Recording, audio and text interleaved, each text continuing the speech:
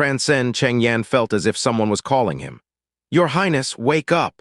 He turned his head away, but the sounds he had heard did not disappear. Instead, they became even louder. Then he felt someone gently tug on his sleeve. "Your Highness, my royal prince?"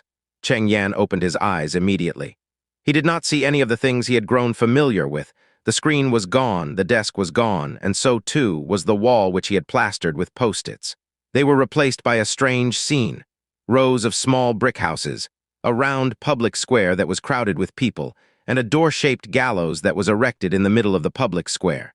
He was seated on an elevated platform from across the square. The chair he sat on was not his usual soft swivel chair, but instead a cold and hard iron chair. Sitting alongside him was a group of people whose gazes were fixated upon him. Among them were a few young women who were dressed as medieval ladies like what he had seen in Western movies, and they were busy giggling among themselves. "Where on earth is this? Wasn't I working urgently on my blueprints?" Cheng Yan's mind was vacant, perhaps caused by 3 consecutive days of working overtime that had pushed him to the limit mentally and physically.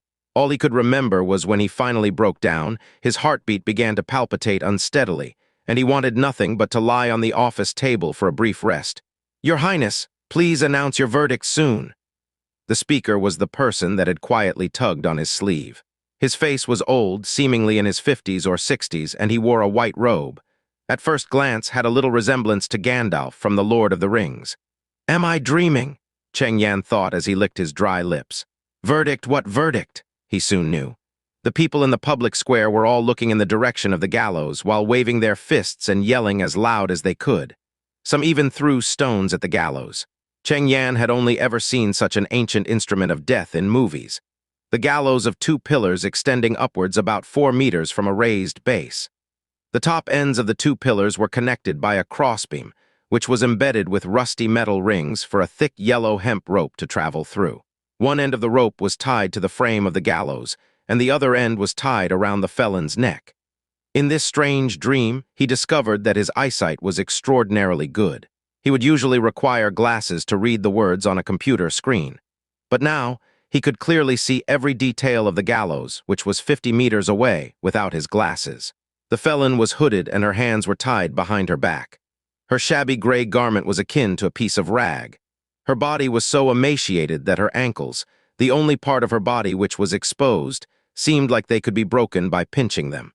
It was her faintly bulging chest, which gave away that she was a female.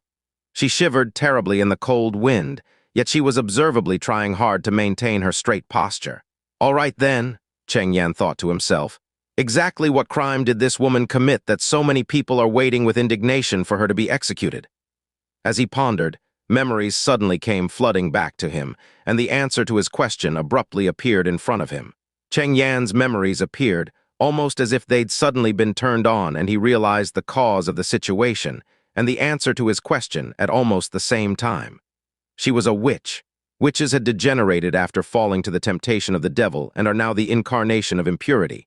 "Your Highness," Gandalf urged cautiously. Cheng Yan glanced at the old man. "Oh, actually, he's called Barav and not Gandalf.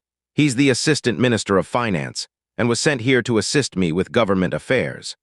As for myself, I'm the 4th Prince of the Kingdom of Greycastle, named Roland, and I'm in charge of this place called Border Town. It was residents who caught and arrested the witch, and immediately brought her to the police station. No, it was the Court of Justice. The warrant to execute the witch would typically have been issued by the local lord or bishop, which, in this case, would mean me." His memory answered every question he had indiscriminately. It was as though this bout of memories was derived from his personal experiences, rather than knowledge he had gained from his extensive reading. This confused him. A dream can never be as detailed as this, therefore is this not a dream? Could it be that I have traveled back in time to the dark ages of medieval Europe and became Roland? Have I transformed from an ignoble draftsman to a dignified prince? Albeit this piece of territory seems barren and backward, and I've never seen the name Kingdom of Greycastle in any history book. Well, what should I do next? I shall leave aside the question of how something scientifically impossible like time travel happened. Right now, I need to end this circus. Before civilization, it was common to assign the blame for disasters and misfortune to these pitiful witches. But Cheng Yan could not accept that they had to be executed as well to satisfy the dark desires of the audience. He snatched the formal written orders from Barov's hands, tossed them on the ground, stretched his arms and said languidly, "I'm tired. The judgment shall be postponed to another day. Courts dismissed." Cheng Yan did not act recklessly or without thought. Instead, this was in accordance with his memory's detailed recollection of the way that the prince behaved, and all he did was reenacting their willful manner. The fourth prince, Roland, was indeed this screwed up and abominable, and did whatever he wanted. Certainly, it was impossible for a 20-something unruly prince to be well cultivated. The members of the noble who sat with him seemed unsurprised, but a tall man wearing a suit of armor stood up and argued. "Your Highness, this isn't a joke. All witches should be put to death immediately upon being identified, or else, what can we do if other witches attempt to save her? The church will get involved if they know of this. Carter Lannies, this handsome man is my chief knight." Cheng Yan frowned and replied, "Why, are you scared?" His voice, which was full of blatant mockery, sounded natural. How could a man whose arms were thicker than a normal person's body be worried about witches breaking into our prison? Does he really think that witches are the mouthpiece of the devil? Won't it be better to catch a few more witches? As Carter remained silent, Cheng Yan signaled to his personal guards and left. Carter pondered for a moment before he decided to catch up with the guards and walked beside Prince Roland. The other nobles stood up and paid their respects to the prince, but Cheng Yan could see the disdain and contempt in their eyes. Back in the keep, which was considered to be the castle in the south of Border Town, he ordered his guards to deny entry to the anxious assistant minister, so that he himself could finally catch a brief respite. As a person who had usually spent 90% of his time sitting in front of a computer, he had outdone himself by speaking in front of such an audience. Using his newly gained memories, Cheng Yan located his bedroom, and then sat on the bed for a long rest which allowed his heartbeat to regain normalcy. At the moment, the most important matter was to clarify his situation. Why is the prince not residing comfortably in King's City, but instead sent to this desolate land? The answer popped up spontaneously and left him a bit flabbergasted. Roland Wimbledon was sent here to contend for the throne. It all started when the King of Greycastle, Wimbledon III, quizzically proclaimed, "The heirship of this kingdom will not be based on age, but instead, the capability to govern." He then dispatched his grown-up sons and daughters to govern different territories, and after 5 years, he would decide his successor based on their level of governance. Although the ideas of meritocracy and gender equality sounded progressive and futuristic, it was difficult to implement in reality. Who could guarantee that each of the 5 children faced the same initial conditions? After all, this was not a real-time strategy game. According to his new knowledge, the second prince was given a much better territory than Border Town. In fact, among the 5 of them, none had a place as bad as Border Town, and thus he had a huge disadvantage. Furthermore, he wondered how the level of governance would be assessed. By population, military power, economic standing. Wimbledon III did not mention his criteria, nor did he put the slightest restriction on their methods of competition. In case someone secretly assassinated the other candidates, what would he do? Would the queen stand by and watch as her children kill one another? Wait, he carefully recalled another memory. That's right, another piece of bad news is that the queen died 5 years ago. Cheng Yan sighed. This was obviously a barbaric and dark time during the feudal era. The way that people wanted to kill witches recklessly was enough to give him a few hints. Yet even if he did not attain heirship, he would forever be a blood prince of Greycastle, and would be the lord of a realm for as long as he lived. Furthermore, so what if I become the king? There isn't internet or other comforts of modern civilization. Like the locals, the only fun thing I've to do is burning witches. And living in a city where shit is excreted and dumped anywhere and everywhere, won't I eventually die of the Black Death? Cheng Yan suppressed his chaotic thoughts and walked up to his bedroom mirror. The man looking back at him in the mirror had light gray hair, which was the royal family's most distinctive feature. Although his facial features were regular, his face lacked a proper shape and seemed devoid of royal disposition. His pale face gave away his lack of physical exercise. He recalled from his new memories that he did not indulge much in wine or women. He did have several sexual relationships while in King's City, and all of them were consensual. He had never forced anyone into an affair with him. He also discovered a probable reason for his time travel. Because of his company's urgency to make progress on a project, his boss had arranged consecutive nights of overtime work for him, that caused him to die of exhaustion. The victims of such a case were usually coders, mechanical engineers, and programmers. Forget it, no matter what, at least I got the equivalent of an extra life, and therefore I really shouldn't complain too much. He began to wise up to the fact that he would probably adjust to this life in the days to come, but that for now, the most important mission was to act well as the Prince Roland and not let anyone find out. Or else they may believe that the devil had possessed the real Prince Roland and immediately burnt him at the stake. So, most importantly, live well. Cheng Yan took a deep breath and whispered towards the mirror, "From now on, I'm Roland." For a period of time, Roland locked himself in his room as he carefully reviewed the memories of this new world, such that dinner had to be sent directly to him by his servants. Roland suppressed his fear of the unfamiliar environment he found himself in under his strong will to live. He was very clear that if he wanted to blend in and avoid being suspected by the people around him, he needed to get more information as soon as possible. Roland had to say that the fourth prince had, apart from fooling around with some other sons of the nobility, no additional things in his brain. Over and over again, Roland was unable to remember any valuable information such as knowledge of the aristocracy, the political situation in his own country, or the diplomatic situation with his neighbors. As for basic common sense, such as city names or the years of significant events, they were completely different than the history of Europe he knew. It seemed that based on his memories, the old Roland had had absolutely no chance of obtaining the throne. Perhaps the king of Greycastle was aware of this, and because of that, the prince had been thrown into this hellish place. Even if he made a mess of things in this border town, it wouldn't result in much damage to the kingdom. The next memories Roland looked at were of his brothers and sisters, and what he found left him unsure whether he should laugh or cry. Roland's eldest brother, the first prince, had an above-average military power. His second brother was scheming and horridly treacherous. His third sister was afraid of death, and his younger sister was brilliant. This was the entirety of the former fourth prince's impressions of his siblings. Roland felt a little awkward. After more than a decade of living with them, the old Roland's knowledge had been summed up in a few words. What forces they developed, who their competent subordinates were, what they were experts at, what their plans were, and so on, he knew nothing at all. It was only 3 months ago that the fourth prince had come to this frontier town, but the nobility had already stopped hiding their contempt for him. It was obvious that the fourth prince wasn't cut out to be a leader. Fortunately, when the king had left Roland this territory, he had sent along 2 of his more capable subordinates to provide assistance so the townspeople wouldn't suffer under the old Roland's inept rule. After Roland woke up the next morning, one of his maids, Tyre, repeatedly mentioned that the assistant minister wanted to see him. When it seemed that he could put it off no longer, Roland acted according to his past memories and reached out to cup the maid's ass before sending her to fetch Barav, who had been waiting in the drawing room. Seeing the flushing Tyre exit the room, Roland suddenly realized that, since he had reincarnated, shouldn't he have a system or something like that? At least in many tales that was the standard formula, but the arrival of a system never happened. Sure enough, what Roland had read in those novels was all fiction. In the drawing room, Barav was already restless from waiting. The moment Roland appeared, he asked, "Your Highness, why didn't you order the execution yesterday?" "1 day earlier, 1 day later, what's the difference?"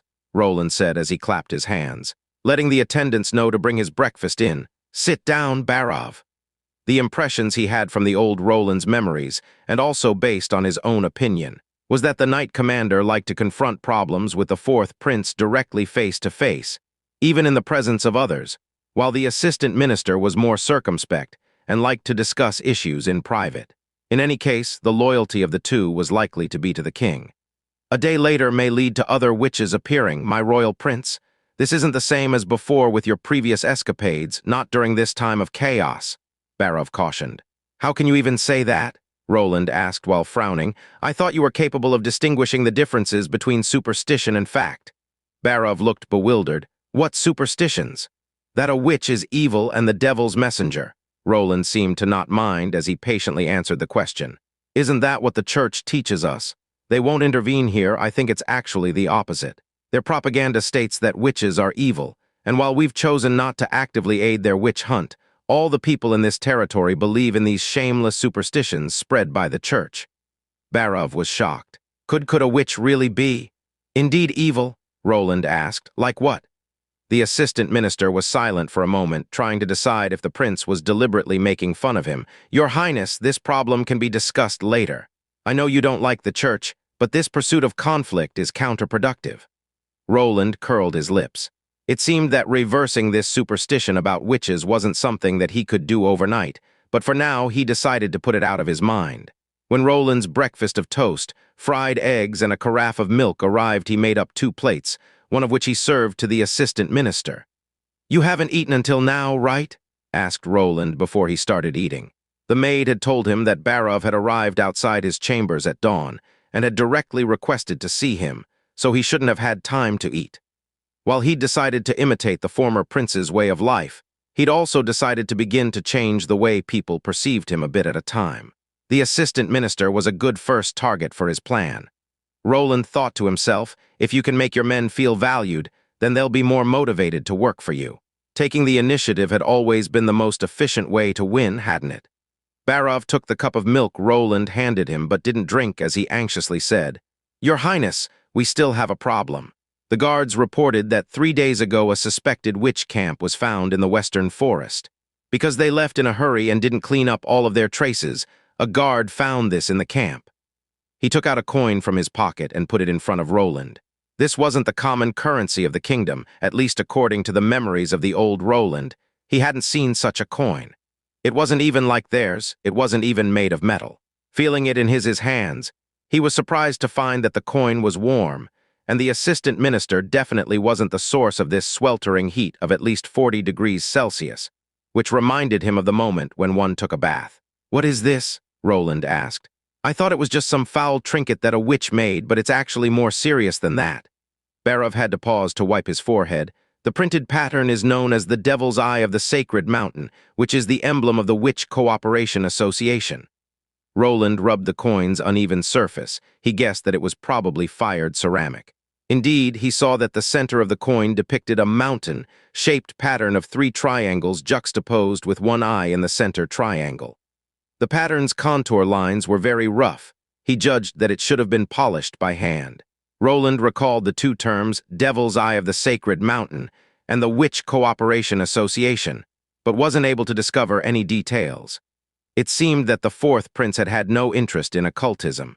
Roland didn't expect that Barov knew more, but he continued, "Your Highness, you haven't seen real witches before, so it's understandable if you think their abilities are exaggerated.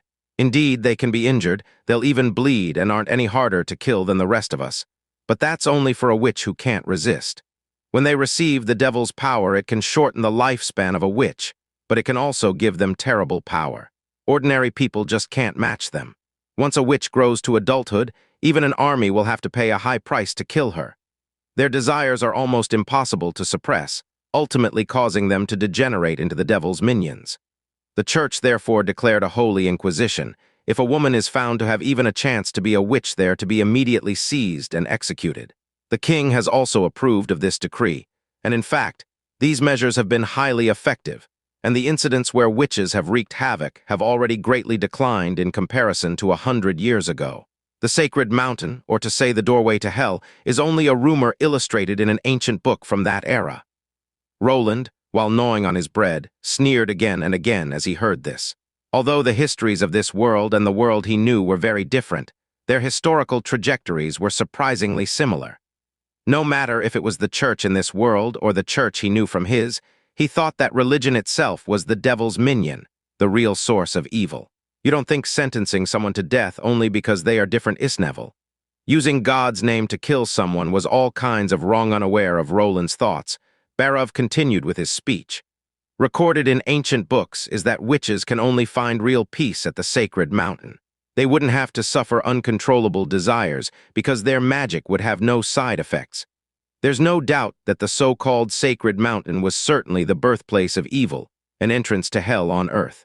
I think that only hell won't punish those who have fallen for the devil's temptations." "The League of Allied Witches, who are they? What's their relationship with the Sacred Mountain?" Roland asked. Barov explained with a sour face. "In the past, everything was good because the witches would run away before the Inquisition arrived and were living in seclusion. But in recent years, the League of Allied Witches appeared and made a difference. They want to gather all of the witches and find the Sacred Mountain. For this purpose, the Witch Cooperation Association will even take the initiative of luring others into becoming a witch. In the last year, many babies disappeared in the port of Clearwater, and the rumor was that it was their doing. Roland swallowed the last piece of fried egg from his breakfast, took a napkin and wiped his mouth before saying, "So you are saying that you are worried that the Witch Cooperation Association will hear the news that the witch did not die and hence will try to rescue her?" "It is as your highness has said." Barov stomped angrily as he exclaimed, "If the prisoner had died it would be bad enough, but now she is still alive. If those witches are even crazy enough to steal babies on the chance they might become future comrades, how far do you think they'd go for someone who has already become a minion of the devil? With how recklessly they behave, attempting a rescue wouldn't be surprising." Roland was confused. He had always felt that there was something amiss about this situation. Why were the assistant minister and the knight commander so scared of witches? The woman who should have been hanged was a witch, right? The woman who was so thin it was as if she would fall down when the wind blew. If she really had such a terrible power, why would she need to stand there and wait for death? No, she would not. According to the preaching of the church, she was the devil incarnate to be executed without trial. Even the army would need to pay a hefty price when going against a witch. However, this devil was caught by the normal townspeople of this border town, was tortured, even fitted with a noose. But until now they had not seen a trace of that supposed terrible power. "How did she get caught?" Roland queried. "I heard that when the North Mine collapsed in order to escape, she exposed her identity as a witch and was then captured by angry villagers," Barov answered. Roland thought as he listened to Barov, "Why do I have the impression that this happened the day before my reincarnation?" "How did she expose herself?" the prince asked aloud. I am not sure." The assistant minister shook his head and said, "The situation was very confusing. It could be that someone saw her using witchcraft." Roland frowned as he asked, "You did not thoroughly investigate the situation." "Your Highness, to resume mining was the priority," the assistant minister protested. "The revenue from that iron mine accounts for half of the production of this town, and the guards confirmed that someone at the scene was killed by witchcraft." "What kind of witchcraft?" Roland asked, interested. The head and a large part of the body were spread out on the ground as if they were melted. "The corpse looked like a used-up candle," the minister said with a look of disgust. "Your Highness, be glad you didn't see such a scene." Roland started playing with a silver fork thoughtfully. Historically, most of the victims of the Inquisition witch hunt were innocent, tools for the church to maintain control over the populace or possibilities for ignorant townspeople to vent their anger. Sure, a small part of the accused caused their own downfall. The kind of people dressed that oddly while mixing together all sorts of strange material, claiming that they could predict the future and knew the conclusion of life and death. The truth was those people did figure out some tricks, such as the use of chemical reactions, but then they used that to claim that they had gained the power of the gods. To modern eyes, these were just some simple chemistry tricks, but in medieval times, those could easily be misrepresented as incredible phenomenon. As for melting people, the first thing Roland thought of was an acid solution. But it would be a hassle to prepare those kinds of things, and you would also need to thoroughly soak the body with it. But it wouldn't look like a burned-down candle. As for other methods, they were out of the question. Then how did she do it? If she relied on alchemy, and that was rare, maybe, Roland thought until there and then said in a determined tone, "Take me to see her." The assistant minister was shocked for a moment before spluttering. "Sir, you want to see the witch?" Barov stood up in panic, knocked over the cup with the milk which he hadn't drunk. "Yes, this is a command," Roland said, looked back and smiled at the assistant minister. He was now really thankful for the fourth prince's unreasonable style. Roland went over to the door but suddenly paused, asking, "Right, I have to ask, why would we use the gallows?" "What?" Barov said. Roland reiterated his question. "Why would she be hanged? Shouldn't witches be burned at the stake?" Barov's face seemed puzzled as he asked, "Isn't it true? But she is not afraid of fire." The dungeon was small. This barren land could not afford to have too many prisoners. Most criminals would face trial after a few days and either be released or killed. In addition to Barov, the prince was entering the dungeon with the knight commander, the prison warden, and 2 guards. The dungeon had a total of 4 levels, and the walls were built out of hard granite blocks. It was Roland's first time being at this kind of place, and he noted the deeper he got, the narrower the hallway became. The number of cells was also reduced. He thought they dug a pit in the form of an inverted cone first, and then build layer after layer out of stone. This rough project would of course not have a good drainage system. The ground was wet and the muddy sewage was flowing down the stairs, down to the last floor. Obviously, the witch was at the bottom of the dungeon. Each layer they went down, the stench in the air became thicker. Your Highness, you are risking too much by doing this. Even though she is sealed with God's locket of retribution, it isn't safe. It was Carter who had spoken. As soon as he knew that the prince was planning on visiting the witch, he immediately went after the prince, advising him all along the road to stop going over. But it was all for naught. Even the repeating the direct command of the king not to engage in any dangerous situations had no effect. Obviously, he wasn't only a pretty face, he was also a chatterbox. After being subjected to this for some time, Roland only wished that someone would sew his mouth up. You must look evil in the eye before you face it on the battlefield and stand toe to toe. I thought you knew that, he said. In addition to fighting the evil with courage, it is also important to assess one's capabilities and act accordingly. Reckless behavior is not considered courageous. Carter rebutted. You mean to say that if you ran into an enemy weaker than you hold justice, but if he is stronger than you will turn a blind eye? Roland challenged. No, Your Highness, I mean, Carter stammered. Before you were already afraid of a witch raid, and now you are even afraid to see a little girl. My knight commander is indeed fearsome. Although the knight was a good speaker, he didn't excel at debate. Encountering a smooth talker like Roland, he completely lost. Taking advantage of this effort, the group reached the bottom of the dungeon. This floor was many times smaller than the one above, with a total of only 2 cells. The warden lit the torches on the walls, and as the darkness faded, Roland saw the hunched-over witch in a corner of her cell. It was already late autumn, and the temperature in the dungeon was low enough to make people see white fog when they took a breath. He wore a fur coat with silk lining inside, so did not feel cold, but the girl only wore coarse linen that couldn't even fully cover her body, with her arms and feet sticking out and turning blue. The suddenly lit-up torches made her cringe away with her eyes closed. But soon, she was able to open her eyes and looked straight at them. It was a pair of pale blue eyes, like a calm lake before the onset of heavy rains. There was no fear on the witch's face, and you couldn't see any anger or hatred. Roland saw a vision. It was as if what he saw in front of him was not a weak little girl. Instead, it appeared as if he was in front of a raging flame. He suddenly felt that the torchlight from the walls was a little dim. The girl tried to stand up while leaning against the wall, in slow motion as if afraid to fall. But in the end, she ultimately stood up and hobbled her way out of the corner, allowing the light to cover her. Already such a simple movement, yet it made his men suck in several breaths of cold air as they even retreated 2 steps back. Only the knight commander could resist and stood in front of Roland.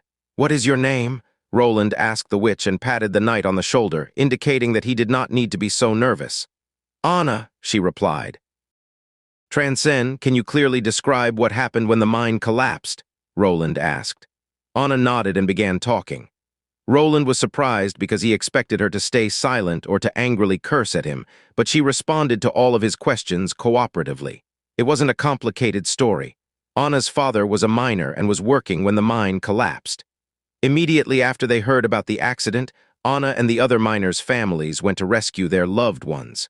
The North Slope mine area was rumored to be an abandoned monster lair with many forked pathways extending in all directions. Since the volunteers were all acting on their own accord, they separated at the mine entryway, and only Anna's neighbors Susan and Ansgar were by her side when she found her father. Her father's leg was crushed under a cart filled with ore, rendering him motionless, but at his side was another miner patting him down for money.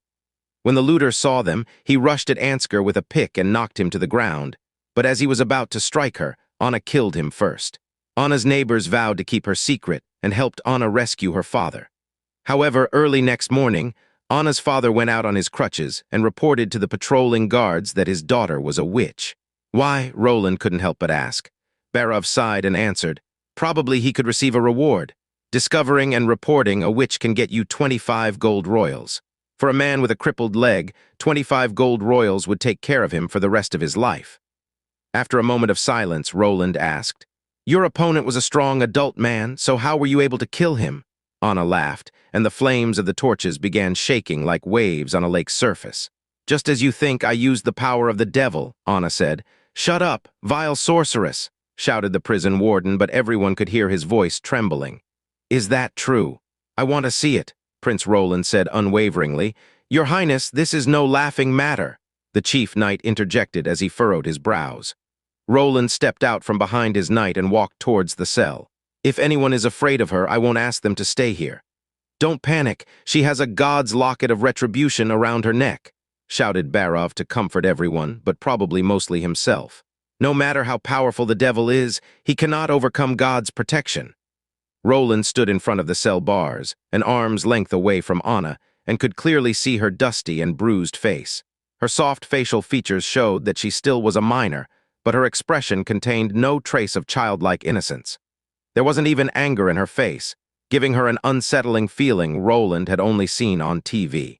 It was the face of a wandering orphan who had suffered from poverty and hunger, but it was also not exactly the same. Those children always stood with a bent and broken body and a lowered head in front of cameras, but Anna did not. Up until now, she had tried to stand straight with her vision raised and calmly looked into the prince's eyes. She does not fear death, Roland realized, and she is waiting for death. Is this the first time you have seen a witch, my lord? Your curiosity might get you killed, Anna said. If you really had the devil's power, you would be able to kill with a glance, Roland responded. If that were true, it is not I who should fear death, but your father. The prison torches suddenly dimmed, which was definitely not an illusion, as the flames seemed to be smothered into small sparks. Roland heard the panting and prayers of the men behind him, as well as the thuds of people who had tripped while trying to run away. Roland's heartbeat sped up, and he felt that he was at the border between two worlds. On one side was the world of common sense, which was in exact accordance with the laws and constants that he knew. On the other side was an incredible new world, which was full of mystery and the unknown. He was standing in front of this world. Was the thing around her neck God's locket of retribution? What a simple and crude locket, Roland thought. It was a red iron chain with a sparkling and translucent pendant, which seemed easy to destroy if the witch hadn't been handcuffed. Roland glanced at the crowd behind him, who were still mouthing prayers in panic. He quickly reached into the cell, grabbed the pendant, and tugged on the locket, snapping the chain. The move startled even Anna. "Come on," Roland whispered. "Are you actually a liar, some type of alchemist, or a real witch? If you take out bottles and jars and start compounding acids, I will be disappointed," Roland thought. Roland then heard a crackling sound, the noise of water vapor expanding in heat. Their surroundings began to heat up rapidly, and the water on the ground was turning into steam. Roland saw a blazing flame rise from beneath Anna, and the ground she was standing on was set on fire. The torches behind them exploded at once, as if they had received pure oxygen, giving off a blinding light. At that moment, the whole cell was as bright as day, causing the onlookers terrified screams. As the witch moved forward, the flames surrounding her moved with her. When she came to the edge of her cell, the iron bars that made up the wall became pillars of fire. Roland backed up instinctively from the biting and painful heat. In just a few seconds, he felt that he was back in summertime, but this was a different kind of heat, which was solely generated by a flame, rather than an enveloping summer heat. One side of his body was facing the flame's heat, and the other side was still chilly. Roland could even feel cold sweat trickling down his back. She really does not fear fire, Roland thought. Roland remembered the assistant minister's words. Only now did he really understand what he meant. If she is an actual flame, how could she fear herself? Soon, the iron bars turned from crimson to a light yellow and began to melt. This meant that they were being heated to over 1,500 degrees Celsius, a temperature that seemed practically impossible to Roland to achieve without insulating measures. Like the others, he backed away from the cell, holding himself firmly against the furthest wall. If he had not done this, the heat of the melting iron would cause his clothes to combust even without direct contact. Even Anna's clothes were reduced to ashes and replaced with a ball of flames. After what seemed like eternity, the flames disappeared. All that was left were a couple torches quietly burning on the wall as if nothing had happened, but Anna's burned clothes, the hot air, and the twisted prison bars all proved that this wasn't an illusion. Besides Roland and the chief knight, the other men had all collapsed to the ground, and the prison warden was so scared that he soiled his pants. Anna now stood naked outside the cell, and her arm shackles were gone. She did not hide her naked body, her hands hanging naturally at her side and her blue eyes appearing as peaceful as before. "Now that I have satisfied your curiosity, my lord," she said, "can you kill me now?" "No," Roland stepped forward, wrapped his coat around her, and said with a forcedly gentle tone, "Miss Anna, I want to hire you." Transcend, the second law of thermodynamics. Heat can never pass from a colder to a warmer body without causing other effects, or it is impossible to convert heat from a single source into work without causing other effects, or entropy always increases in an irreversible heat reaction. Roland carefully wrote this down using the language of this world. At a glance, the text resembled a moving earthworm, and he really didn't understand how the locals could learn so many complicated characters. If asked which of the physical laws was the most depressing, Roland would definitely choose the second law of thermodynamics. It states that heat will always pass from high to low temperatures, thus adding chaos to order and increasing entropy. Eventually, everything will become nothing, and the universe will become morbidly silent. Somehow, this world was exempt from the issue of increasing entropy. It could produce magic power out of nothing, which was much more impressive than a perpetual motion machine. The forces of evil, Roland scoffed to himself. The people here don't see the nature of this power, which could possibly change the entire universe. Of course, he could start by changing this small border town. Roland hummed a tune, tore up the paper he had written, and threw it into the fireplace, where it was reduced to ashes, feeling a sudden joyous freedom. The assistant minister was confused by Prince Roland's actions, but fortunately for Roland, the old prince had always acted this strangely, and Barov could see that the prince was in a good mood. "It's been done. The witch was hanged at noon," reported Barov. "Good, could anyone tell?" Roland asked while writing. "All of the condemned wear hoods anyways." In order to prevent trouble with the Holy Church and the Witch Cooperation Association, Roland ordered the prison warden to find a death row criminal with a similar figure and use her to replace Honor at the gallows. Besides the chief knight and assistant minister, everyone who was with him in the dungeon was given 20 gold royals of hush money, which was a huge amount for them. Barov even suggested killing all of the witnesses to ensure total silence, but Roland rejected this. He knew he couldn't prevent this secret from spreading, but this didn't matter because he actually wanted someone to spread the word. Just not now. He would clash with the church sooner or later, since he couldn't tolerate those idiots would waste such valuable resources. If other witches heard there was a town where they could live freely and even get special treatment, what would they think? No matter the era, talent and human resources were the most important. "Good," Roland said, "and next I need you to give me a summary of the past year's trade, taxes, and expenditures. I would also like you to record the numbers and sizes of steel, textile, and pottery workshops in the city. I'll need 3 days to prepare these records, but—" Barov first nodded, but then fell short of words. "What is the matter?" Roland asked, knowing that his ability to lie was about to be tested. Barov undoubtedly had questions about what happened yesterday, since although a scoundrel would always be a scoundrel, having a bad character didn't also mean being brainless. In the eyes of the assistant minister, harboring a witch was akin to declaring war on the world. "Your Highness, I don't understand." Barov wrestled with his words. "Although you've caused trouble in the past, it was always harmless, but now, risking so much only to save a witch. It was the church that passed the law to hunt them, but even your father, His Majesty Wimbledon III, supports it." Roland thought for a moment and asked, "Do you believe that this border town is a good place to live in?" This.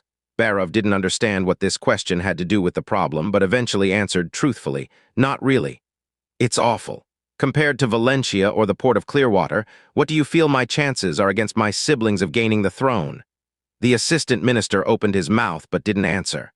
"Almost zero. So I can only choose another path." Roland watched expressionlessly as Barov walked into his trap. "A path that would even impress my father." He did not argue that witches were not inherently evil because it would be useless. Barov had been the assistant minister of finance for 20 years and was a pretty competent politician. For politicians, personal gain was more important than moral law. Also, if Roland recalled the previous prince's actions correctly, using emotion wasn't typical of him because he wasn't considered as a righteous person. So, he chose to use the eternal conflict between religious and secular authority, as the expanding power of the Holy Church was a constant issue for Wimbledon III. The Church claimed that the world worked under the will of God and that the Pope was the voice of God. If the people found what he said was full of lies, the dominance of the Holy Church would be greatly undermined. It would be hard to convince the assistant minister by saying, "Witches are not evil, so I want to save them." but replaced with, "Witches are not evil, and I can use them to attack the church." Barov could easily be persuaded. No matter how the territories of my brothers and sisters flourish, everything will eventually be in the possession of the church. They had already declared the divine right of kings, which states that rightful rulers must be blessed by the Pope. So are we even the real rulers of this land? Roland paused and said, "My father will see a new hope in me. A leader who isn't suppressed by the church and who holds all the exclusive rights of a royal king, and his choice will be very clear then. Changing the enemy of the entire world into enemy of only the church was easier to accept, especially since Barov himself stood on the side of the royal family. Similarly, if he realizes that witches have extraordinary powers that could aid in fighting the church, the execution orders will be nothing more than a joke. While there is no possibility to guarantee success, it's not impossible either. Do you think it's worth the risk?" Roland stared at the assistant minister as he said, "Don't doubt me, Barov. You've been an assistant minister for 20 years, right? If I can become Wimbledon IV, I could remove the assistant part, or even make you Hand of the King." Watching Barov leave, Roland felt relieved. It was obvious that he didn't think much of this promise, which was normal, since even Roland himself did not believe that this hasty and bold plan could be achieved. However, it was more important to convince Barov of his seriousness. This simple plan, thought up by a sheltered noble son, reflected Prince Roland's hatred towards the church and paved the way for attracting more witches. As for his real thoughts, even if Barov knew he wouldn't be able to understand them, Roland summoned the maid. "Tell Miss Anna to come to see me." Now back to business, Roland thought happily. In the rear castle garden stood a single cottage, surrounded by a wooden fence. The cottage was built out of clay bricks and the ground was filled with less, a mixture of sand, silt, and clay. There was also a pond in front of the cottage with a circumference of roughly 9.5 yards, and with the pond filled with an appropriate amount of river water. This environment was not only difficult to burn, but also had a certain manufactured feel. It seemed to be taken right out of a dream. Piled atop the ground were several iron ingots. These came from the blacksmith and were placed there by Carter. The pond was very charming. Roland had immediately taken a fancy to this place. But as for a laboratory, this place was still too crude. Roland shook his head, realizing that using some random materials and having them build a perfect lab was not possible. If he could find a suitable place in the future and collected all the resources, he would get Barov to start making him a workshop. Calling Anna over, who had been resting in the cottage, Roland asked, "How are you? Did you sleep well?" Looking at the bewildered Anna who emerged, Roland smiled. The witch Roland saw now and the witch he saw yesterday looked like two completely different people. After a thorough cleaning, her long flaxen hair draped over her shoulders like a shawl and had a soft and shiny luster. Although her skin hadn't been maintained due to her rough life, as a commoner her youth made up for it, and the light dusting of freckles which were on the bridge of her nose added a youthful vitality to her face. Her body was still thin and looked as if a strong breeze could push her down, but her cheeks with a rosy color and the bruises and marks on her neck were much faded from yesterday. Roland suspected that witches received an improvement of their physical capabilities in addition to their magic. At least Anna's recovery rate had to be much faster than the average person's. Originally, since you experienced so many terrible things, you should be allowed to rest a few days. However, our need at this time is very urgent, so I'll compensate you later," Roland said before telling the girl to turn around in a circle. "This dress, does it fit well?" Anna now wore clothes he had carefully selected from a variety of styles, all in order to satisfy his lewd tastes. The full protective clothing that the iron workers wore was too thick and not suitable for her, while the robes many mages wore in games appeared to be elegant and classy. In real life, they restricted the mobility of the wearer and would quickly be turned to ashes. As for maid dresses, hey, is there any better clothing than this? Even if this world had no modern maid outfits, yet it was not a big problem. The usual maid clothes were what the later generations were based on after all. So Roland directly took a set of clothes from Tyre and cut it to Anna's size, shortened the skirt, changed the long sleeves to short sleeves, made the round neck collar become folded, and then tied it into a bow, thereby creating the new witch uniforms. This was matched with a witch hat, customized, black boots ready, as well as a knee-length cape ordered. In the past, Roland could only see this type of costume in a movie, but right now, one stood in front of him, looking so much like a witch from Earth lore. "Your Highness, what do I need to do for you?" Anna asked. Anna really could not keep up with the ideas of the great man in front of her. She felt that she was losing her ability to judge the situation. Being dragged out of the dungeon with a bag over her head, she believed she would soon be liberated of her cursed life. But after taking off the headgear, Anna found herself not seeing the gallows or the guillotine, but a magnificent room. Then a bunch of people flooded in, undressing and bathing her. From her armpits to toes, nothing was left unpolished. Next, it was the dressing room. Anna did not expect that she would have needed all these dresses to serve someone. She also never knew that clothes could actually be so comfortable. As they laid gently on her body, it was possible to feel the slightest friction. Finally, a white-bearded old man had entered the room, and after he ordered everyone else to step out, he had placed a contract in front of her. At this moment, Anna realized the man who had said he wanted to hire her in the dungeon was actually this kingdom's fourth prince. When he said he wanted to employ her, it was not a joke. The contract clearly stated that if she worked for the prince, she would be paid a gold royal every month. Of course, Anna knew what receiving a gold royal a month meant. Her father, who had worked in the mine all day, had had his pay determined by the amount of ore he was able to mine. But the best haul he ever had was only worth 1 silver royal. 100 silver royals could be converted to a gold royal, and even this depended on the purity of the silver royals. So, was her job to accompany the prince while sleeping.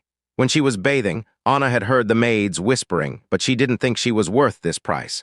With her blood tainted by the devil, she was a person full of filthiness. After she was exposed, everyone knew her real identity, even if the prince's curiosity was compelling to this extent. Even if he did not fear the devil, he did not need to pay her any remuneration at all. That night, however, no one came, and she fell asleep peacefully. It was the softest bed Anna had ever slept in, so she just laid down and immediately fell asleep. The next day, when she opened her eyes, it was already noon. Lunch had already been served in her room. Delivered were bread with cheese and meats. Before, she had obviously been ready to die. She had even decided to willingly give up her life to atone for her sins. Those were her original thoughts. But after tasting the luxurious meal, Anna could not help it. Tears started running down. Sauces and seasonings were mixed within her mouth. A strong hint of a spicy flavor mingled with a sweet taste, attacking again and again her taste buds. Suddenly, she felt that the world was a little bit brighter. Anna felt that if she could eat this food every day, then even if demons attacked her body, she would have more courage to resist, right? Now standing in this garden which resembled an old temple, nothing like her prison cell, Anna secretly made up her mind. Since the other party needed her, so whether it was to wear strange clothes, or even using the incredible devil's power, she was willing to try. So she repeated her question, but this time she did not hesitate. "Your Highness, what do you need me for? Right now, I want you to learn to control your own strength. Try it over and over until you can send out your flames and receive them back freely." "You mean the—" "No, Miss Anna," Roland interrupted her. "This is your power." The witch blinked with her eyes, her beautiful big blue eyes. "Most people in the world have the misconception that the powers of the witches belong to the devil, that they are incredibly evil, when in fact they are wrong." Roland bent his body down and met her eyes with his own on an equal level. "But you already figured that out, right?" Roland remembered Anna's chuckle in the dungeon. Would a person who felt they were evil have laughed with such self-mockery? "I did not use my power to hurt anyone else," she murmured, "except for that looter." "Self-defense is not a sin. You did the right thing. People fear you because they do not understand you. They only know that with training, witches can become strong fighters, but they do not know how to become a witch. Unknown power is always scary." "You're not afraid," Anna said. "Because I know your power belongs to you," Roland laughed. "But if that looter had such an incredible strength, I wouldn't calmly stand in front of him." "Well, let's get started," he said. The fire rose up from under her feet, but soon faded away. This was already her 23rd attempt, and she had failed again.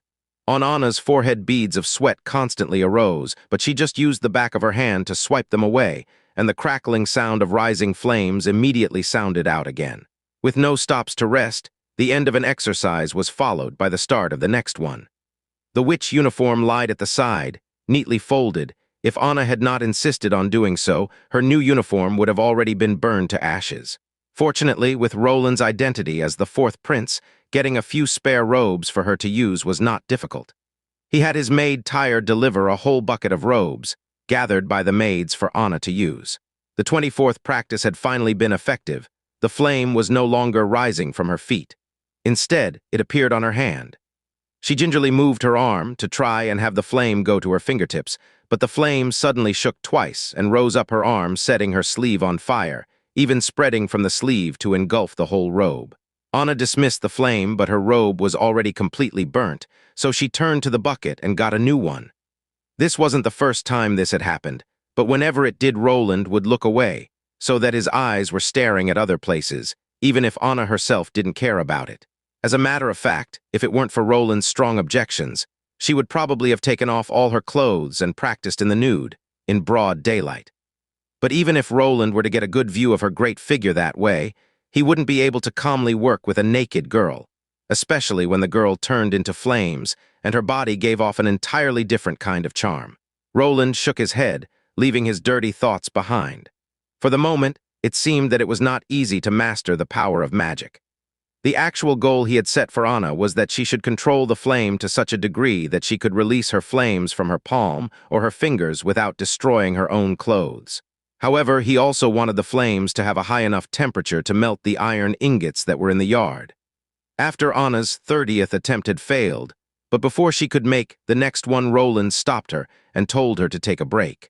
Anna looked at him in a startled fashion, but she gave no other response. Roland had to walk over. He even had to pull the girl by her hand, leading her to the chair and forcing her to sit down. "You are tired. When you are tired, you should rest. Do not be too impatient. We still have some time." He helped her wipe the sweat off of her moist forehead and said, "Let us consume an early afternoon tea." Roland knew that the nobility of the Kingdom of Greycastle did not have the habit of drinking afternoon tea, and this world's productivity was so poor. For ordinary people, it was hard to have the opportunity to taste such delicate food. The people in this world were not familiar with 3 meals a day, not to mention a 4th meal. As for the noble sons, they generally gathered together around this time to have some fun in bars or casinos. The prince himself had to temporarily take over for the maid and cook if he wanted to create the custom here, since they weren't familiar with it. Since he had to prepare some light refreshments, and they didn't have any tea, he was forced to substitute ale. It would be important to get some tea in the future. So in the castle's rear gardens, in a wooden cottage, the first afternoon tea party of the Greycastle Kingdom was held. Anna looked at the dishes of exquisite snacks, not believing her eyes. Since when could something to eat look so good? Although she did not know the specific name of the cake she ate, it was pure white in appearance, and the bright red collection of fruit could make people feel their appetite increasing. Especially seeing the edges of the pastry decorated in an exquisite pattern, all of this forced her to change her worldview once again. Roland proudly observed Anna's bewildered expression. She looked like a country bumpkin, but also slightly frightened. Although the strawberries on the cream cake were marinated in sugar and didn't even taste fresh, there was nothing left of the cake. Roland found that appreciating the witch's face while she ate was more satisfying than doing so himself. Roland watched Anna, who was carefully placing the cake into her mouth, her blue eyes almost releasing a ray of light, and her hair gently swaying in the wind. Seeing all this, his heart suddenly nearly burst, and he thought to himself, it's not good to cook anything worse. Well, the cultivation of feelings as well as talent was also very important. Watching Anna while she practiced and accompanying her to enjoy the afternoon tea became Roland's daily life, not showing any interest in the government affairs. Barov helped him to take care so that everything was clear and orderly. 3 days later, Barov delivered the information of the border town's industry that he had asked for to Roland's office. This was an absolutely unbelievable moment. The former 4th prince actually had never the patience to see such a big pile of complicated reports. As a matter of fact, even now he didn't have it. Roland needed only to read 2 lines of text until he started to feel dizzy, and he directly said to Barov, "You will read it to me." He spent an hour listening to Barov until he found a mistake. Why were the border town's annual winter taxes and trade revenues 0? Since the winter temperatures were low, the decline in the harvest could be understood. But what was the meaning of directly returning to 0? Had the local people the habit of hibernation? Barov coughed. "Sir, did you forget? In the winter months, it's the time of the months of the demons. The town has no ability to guard its borders. All the residents must evacuate to Longsong's stronghold. But rest assured, your safety is certainly the first priority." Months of the demons? Roland seemed to recall having heard that phrase before. He didn't take the take of ghosts and the legends of wicked witches seriously. He considered it as part of this uncivilized world's nonsense. But now it seems that the monsters are not a fantasy since the witches actually do exist. Then, what about the other famous legends like ghosts? When he got his education as a noble, his history tutor had explained the month of the demons in detail. Every winter, after the first snow fell and the sun had gone behind the mountains, an intense darkness without light would descend. At that moment the gates of hell would open. The evil spirits from hell would corrupt living creatures and turn them into the slaves of the devil. Some of the animals would change into powerful demon beasts with only one goal: to attack humans. Most witches were born in this season, and their power would be far stronger than usual because of it. "Have you seen them, the gates of hell?" Roland asked. "Your Highness, how can ordinary people go see them?" Barov shook his head again and again. "Don't say nonsense. The mountains they come from cannot be conquered. Even being close to the mountains you will be affected by the foul miasma, first getting a mild headache, and then in severe cases even losing your mind. Unless what? Unless the person doing it is a witch. Only a witch can go and see the gates of hell because they have fallen from grace and became the devil's minions. Naturally, they don't need to fear the touch of evil." Mentioning witches, Barov glanced in the direction of the garden. "The demonic monsters, have you ever seen one?" Roland knocked on the table to recapture the assistant minister's attention. "Well, I haven't seen them. Like your Highness, this is my first time coming to the kingdom's borders. In the center of the country, in the castle, only a few people would have encountered the real demons. If he needed to evacuate once a year, how would he be able to develop this place? He initially thought that the border town was a barren land, but that it still had the potential for development, but now it seemed to be a pipe dream. When we resist the demonic beasts in Longsong's stronghold, when they aren't invincible and when they can be killed, then why can't we defeat them in this border town as well? Longsong's stronghold has a high wall. Also, the Duke Ryan's elite troops are stationed there. It is nothing like this border town. This small place definitely cannot be compared to it," Barov explained. "From the start, the establishment of the border town was to provide an early warning to the stronghold. Therefore, the town was set between the slope of the North Mountain and the Kishui River. So, his town was only cannon fodder to block the enemy. The only path they could cross." Roland laughed grimly as he heard this. If Roland wanted to develop his territory well, he had to build strong roots in this place. Even though this land was a wasteland, it could be easily reclaimed. When the territory was too small, it could be expanded outwards. But all talk was useless if the people weren't willing to stay. If they could be forced to abandon a plot of land at any time, then who would be willing to purchase it? Who would want to improve its production? After the assistant minister left, Roland called in Knight Commander Carter and ordered, "Assemble your men, go and find some of the local guards, hunters, and farmers. They must have lived here for more than 5 years and experienced the months of the demons. If there is someone who can fight, it would be even better." After the knights saluted and left, Roland rubbed his forehead, continuing to look at the data compiled by the assistant minister. The main exports of the border town were from mining and hunting, and the bulk of the imports were food items. Everything would be transported through Longsong's stronghold or directly through the Kishui River in Willow Town. The mining exports contained all kinds of minerals, like iron, copper, sulfur, rock crystal, ruby, sapphire. This was completely against the concept of associated minerals. He thought of what Anna had said to him, that the North Mine had been rumored to be an unknown underground lair. Until now, there was no proven bottom to the mine, and it was also unknown how many forks the mine had. The minerals exported by the town weren't paid for with the kingdom's gold royals. Instead, they were paid for with the foodstuffs that arrived. It stands to reason that, since the gems could be regarded as a high-priced luxury, that in these last 5 years the border town could save a surplus of grain, but in the end there was no surplus.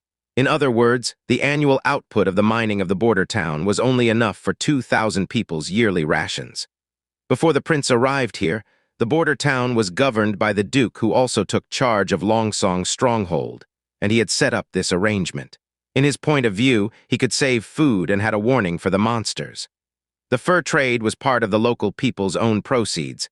They ventured into the westward forest, hunted some birds and other animals, maybe sold them to the Longsong stronghold or to the residents of the small town of Willowleaf. Because of this, no transaction would be made in the border town, and so no tax could be collected. Roland thought, Since he came, it couldn't go on in this way. The minerals could no longer be paid for with food. The Kishui River ran through the whole kingdom, and the traffic was not blocked. There was a transportation artery. Even if we would no longer buy food from the Longsong stronghold, there were still other places to provide them. This was all built on the premise that he could stay here in the border town, blocking those damn monsters. Carter worked quickly. By the next day he had found 2 local guards and a hunter and reported, "These 2 men are from the town patrol. Every year they are responsible for lighting the beacon." The hunter said he and the demons had crossed paths. He returned with a demon beast head, which he cut off with his own hands. The 3 people bowed simultaneously. Roland nodded, permitting them to stand up. One of them stepped forward to speak. "Honor, respected Prince, Your Highness." The first guard who was called up was too nervous to even speak clearly. "Brian and I are the people. When it begins to snows, we will go to the north slope of the mining area to the beacon tower. There it's first possible. It is the first point to see the demon movements. If they cross over in great numbers, we will conceal ourselves in the forest, ignite the flames. From childhood, the road we will withdraw at and the boat is prepared previously. Then we leave. Since you both were together, let your partner answer it." Roland covered his face to hide his disapproval. The demon beasts, can they be killed? The other guard was also very nervous, but at least he did not stammer. "Your Highness, it should be so. They were just ordinary animals in the forest, but through the influence of the evil miasma they become manic and ferocious, but they can still be killed. Every month of the demons in the past, Longsong stronghold would send cavalry, cleansing the land from the stronghold to border town of the remnants of the demon monsters." "The months of the demon last how long?" Roland asked. "Generally 2 to 3 months. It depends on the sun," said Brian. "Depends on the sun?" Roland asked doubtfully. "Yes," the guard explained. "Your Highness came to this town not long ago, so you do not know. In this border town, once the snow begins to fall, it will not stop.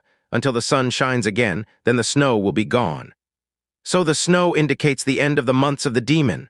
Roland recalled that at least in Greycastle it was not like this. Basically, the next day it would end to snow. Also, the sun would seem to be different. "It is exactly like this. The longest time I experienced the months of the demon was 2 years ago. That lasted nearly 4 months. Many people starved." "Why, shouldn't be the grain reserves in Longsong stronghold be large enough to support the town?" Roland asked. Brian's face got a little angry. "They had enough." But Reynolds, the municipal administrator who is responsible for managing such things, declared that the amount of ore and minerals mined was only enough to buy food for 3 months. For the 4th month, we had to deliver a new shipment of ore. But the months of the demons had not ended. We couldn't leave the fortress. So that was what happened. I got it. They were simply alienating the fool people. If Longsong stronghold treats these people who were living on the frontier with this kind of warmth like a spring wind, the frontiersmen would most likely want to stay and not leave. But at the moment, it seems that the group of people behind Longsong stronghold were not the good-natured sort. Roland beckoned the last person forward to answer, while putting the name of the administrator into his heart. The third man looked courageous and strong, with a height of over 6 feet, making Roland feel great pressure. Fortunately, he came forward on his knees. "You said you killed the beast?" "Yes, sir." His voice was low and hoarse. "A wild boar species and a wolf species." "Species?" Roland repeated. "What do you mean?" "This is the name of the demonic beast, Your Highness. The more fierce the variation of the animals was before, the more difficult it would be to deal with variation after. And they will emphasize the advantages of the body. The wild boar, its back fur would become extremely tough. Even within a range of 50 yards, it would be difficult to hurt it with a crossbow. The wolf species becomes more cunning. The running speed becomes amazing. To kill it, you need to set up the trap in advance. Stronger would become stronger and faster, even faster." Roland nodded as he heard this. "But they are still animals." "They are, but they are not the most terrible kind of enemy," the hunter said, until here and then he had to swallow his saliva before he was able to talk further. "The worst ones are the mixed species. They are devils incarnate. Only hell is able to create such a horrible monster. I have seen a hybrid. It had not only beast-like strong limbs, but on his back was even a pair of huge wings, allowing it to fly short distances.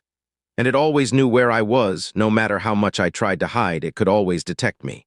It was not hunting its prey, Your Highness. It was just teasing the prey."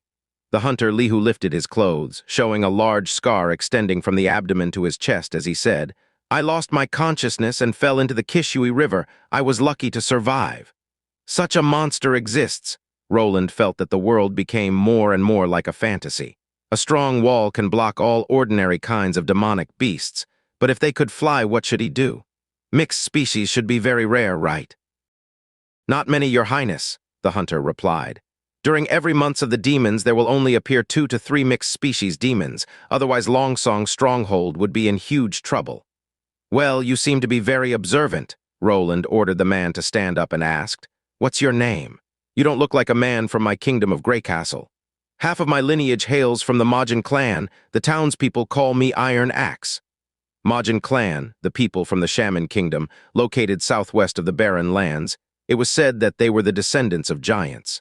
Roland searched within his brain for any memories related to the Majin clan, and realized that Iron Axe did not use the name his clan called him by, rather using the name given by the people of Border Town, and apparently he did not want to have a relationship with the Shaman kingdom.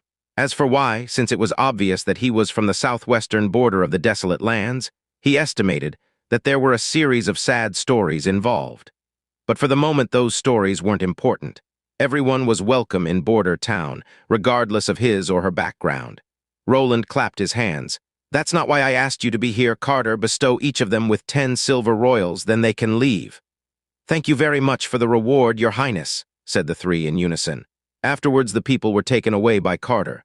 When he had finished his task, Carter returned once again and asked, Your Highness, why did you ask them these questions? Do you want to stay here? Roland didn't express any opinion and instead asked, What do you think? This matter is out of question, Your Highness, said the knight loudly. According to the statement from the hunter, even a wild demon bear would be difficult to cope with. Outside of 50 yards, a shot with a crossbow would have no effect. We would have to wait until it closed to 40 yards, or even until 30 yards before making our shot. Only our elite soldiers can accomplish this. Plus, the demons are too numerous, and we can't rely on strong walls, only standing side by side with the local guards to stop them. I'm afraid that the casualties would outstrip the accomplishments. Our defeat would be assured.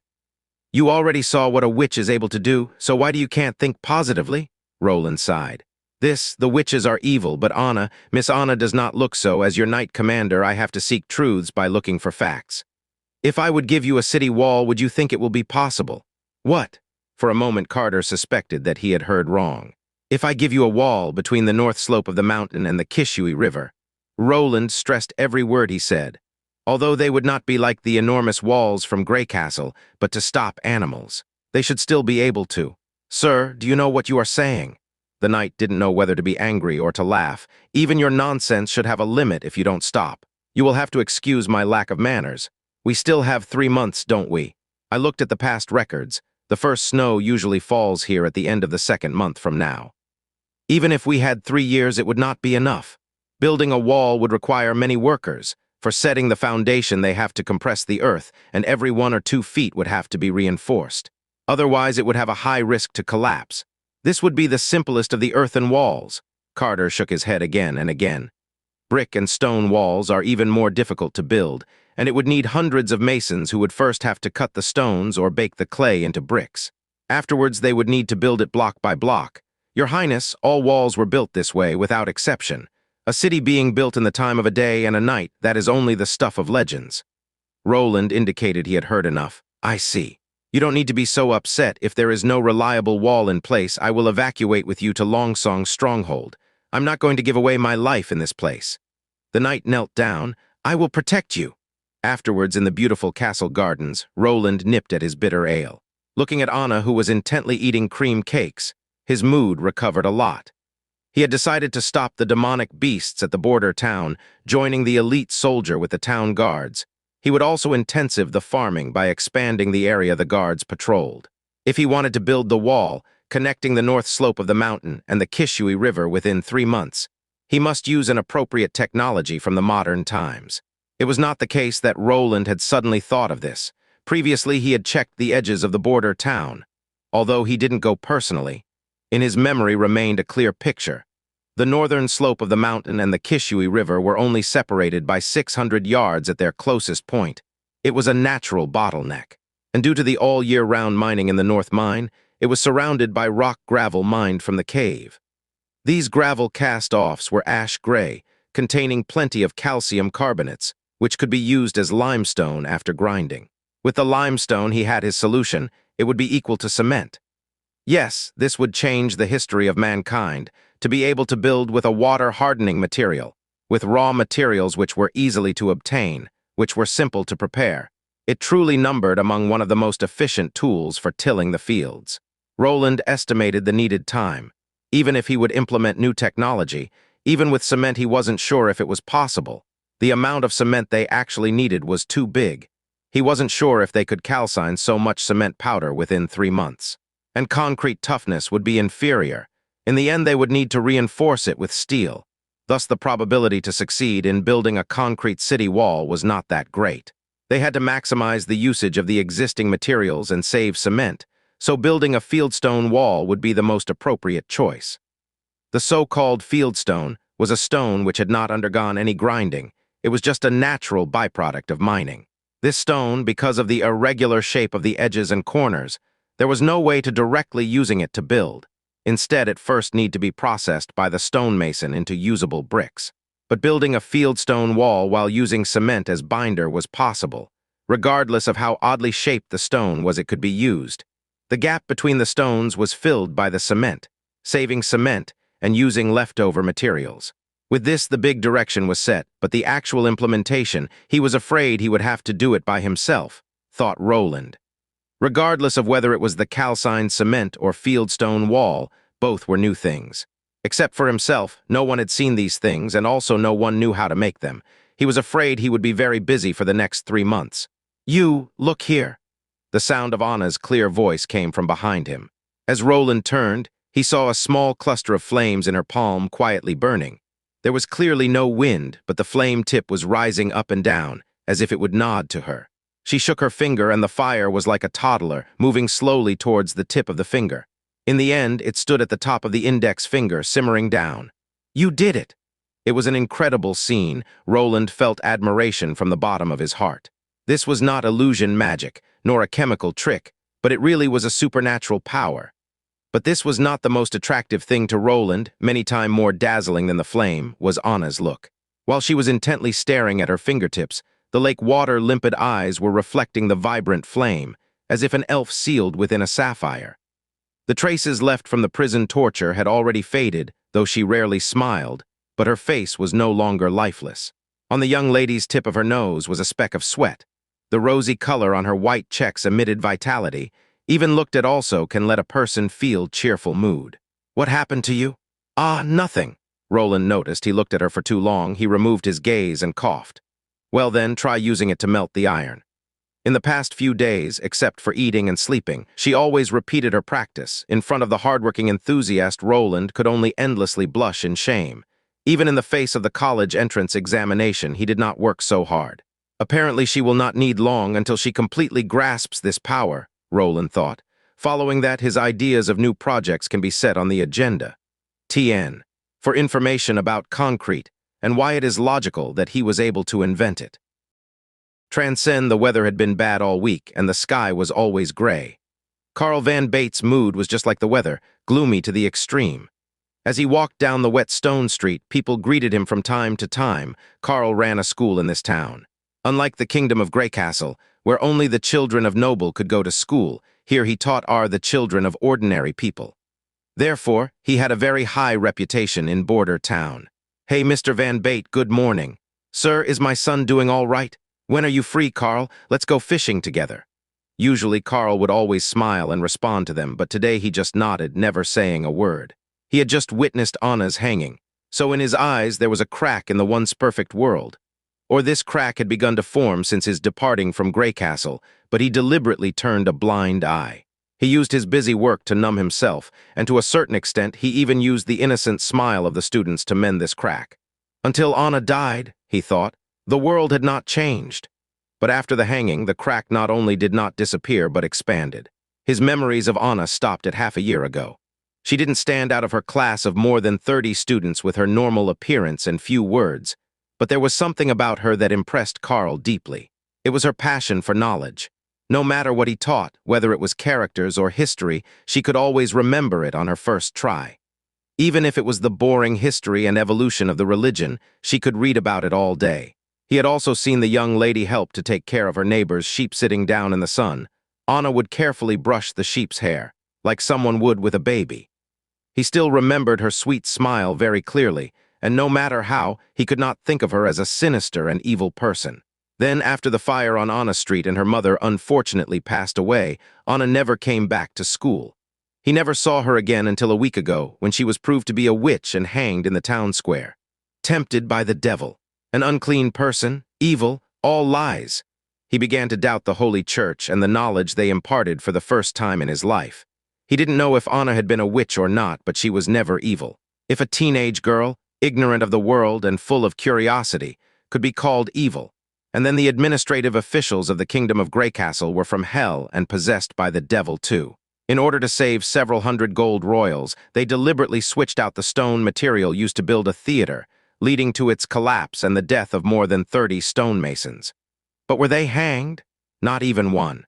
The judge finally ruled that the leader of the stonemasons was unsuitable for his job, and he was punished into exile, while the Mason Guild was forced to disband. Carl, who knew the true story, fled the Kingdom of Greycastle, followed the road to the west, and eventually arrived in Border Town. He managed to establish a school with a lot of students, got to know his new neighbors and find new friends, but the Greycastle officer's crime was always engraved in his mind. Now, he felt the world was mocking him once again. Could the gods in heaven really recognize what was evil? The last straw for Carl was Nana. Nana and Anna were so different that one could even say they were the complete opposite. After class, you could always see her playing with birds or rolling around in the grass. If you asked what she was doing, she would giggle for a while before answering that she was looking at a fight between a grasshopper and ants. Nana was always smiling. It seemed to be in her nature. She was completely oblivious of the world's sorrows, and at least at school, she could continue smiling without a care. Carl was even curious if she had ever cried since she was born. 2 days ago, Nana suddenly came to him with tears in her eyes and asked, "Teacher, will I be hanged like Anna?" This told him that his student, Nana Pine, had become a witch. "Ah, isn't that Mr. Van Bate? Come over here and help us read what it says." Carl felt someone pull his sleeve and looked up to find that he had arrived at the town square. Many people stood around the bulletin board, and when they heard Van Bate's name, they all made a path for him. "You came just in time, sir. Please help us read it." "Yeah, Meg was supposed to read this to us, but he got a stomachache and had to go to the toilet, but he still isn't back yet." Usually, he would have nodded with a smile and explained in detail the contents of the bulletin board to everybody who listened. However, Carl found this impossible. The smiles and enthusiasm of these people were earnest, but this made it even more difficult to bear than if they were all pretending. The notice about Anna's hanging had also been placed here, and everyone had also discussed it this cheerily. "In a sense, you were all her murderer," he thought, "and your ignorance and fear had killed her." Carl suppressed his emotions, took a deep breath, and walked in front of the announcement list. "The prince calls for hands to help with the construction of new buildings for Border Town, and a variety of different kinds of jobs are available," he said. "But I'm also one of her killers, so why do I deserve to blame them? Wasn't I the one who taught them that witches were evil?" Carl had a bitter taste in his mouth. "Look at what I've taught these children. I followed every word of the church's doctrine, and I thought I was teaching them well, damn it. Stone grinder, male, 20 years to 40 years old, strong and healthy, salary is 25 bronze royals per day. Mud craftsman, no gender limitations, over 18 years old, must have experience in masonry, salary is 45 bronze royals per day. Handyman, male, over 18 years old, salary is 12 bronze royals per day." No, he had to do something. If Anna's death was irreversible, at least he couldn't let Nana die. Carl heard his inner voice shout, "When the Mason Guild collapsed, you didn't do anything. When Anna was hanged, you didn't do anything. Are you also not going to do anything and watch this lovely child being dragged up to the gallows?" But what could he do? Could he escape with Nana out of Border Town? He had his own family, a family who traveled with him from Greycastle. Would he make them leave again just when their lives were getting better? Would Nana herself, who was born into a rich family, be able to leave her comfortable life? Stonemason, no gender limitations, no age limitations, long-term position for anyone who has participated in construction for the government.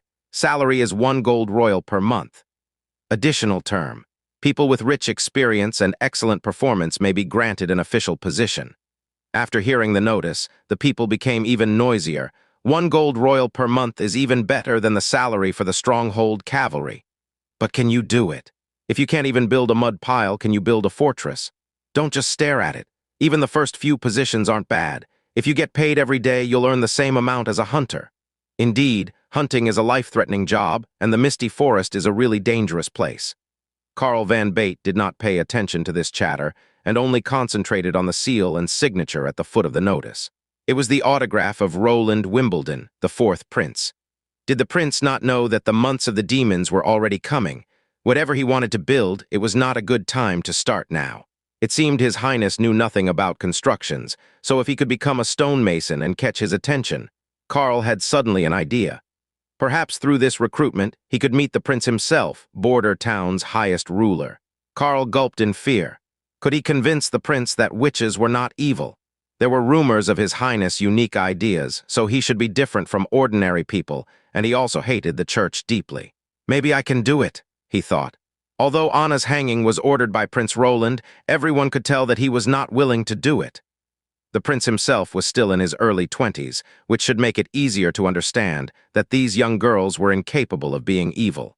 Of course, there was a possibility that Carl would be branded as a witch helper and have to go to the gallows with the witches. The church's law stipulated that anyone who protected a witch or begged for leniency should be regarded as the devil's minion.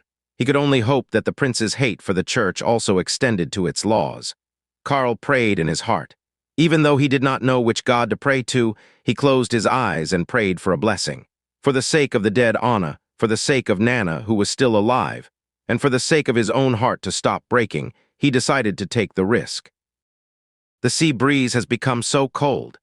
While gazing at the boundless ocean's surface, Garcia Wimbledon said while stroking out her wind-tangled hair with a feeling of regret in her voice.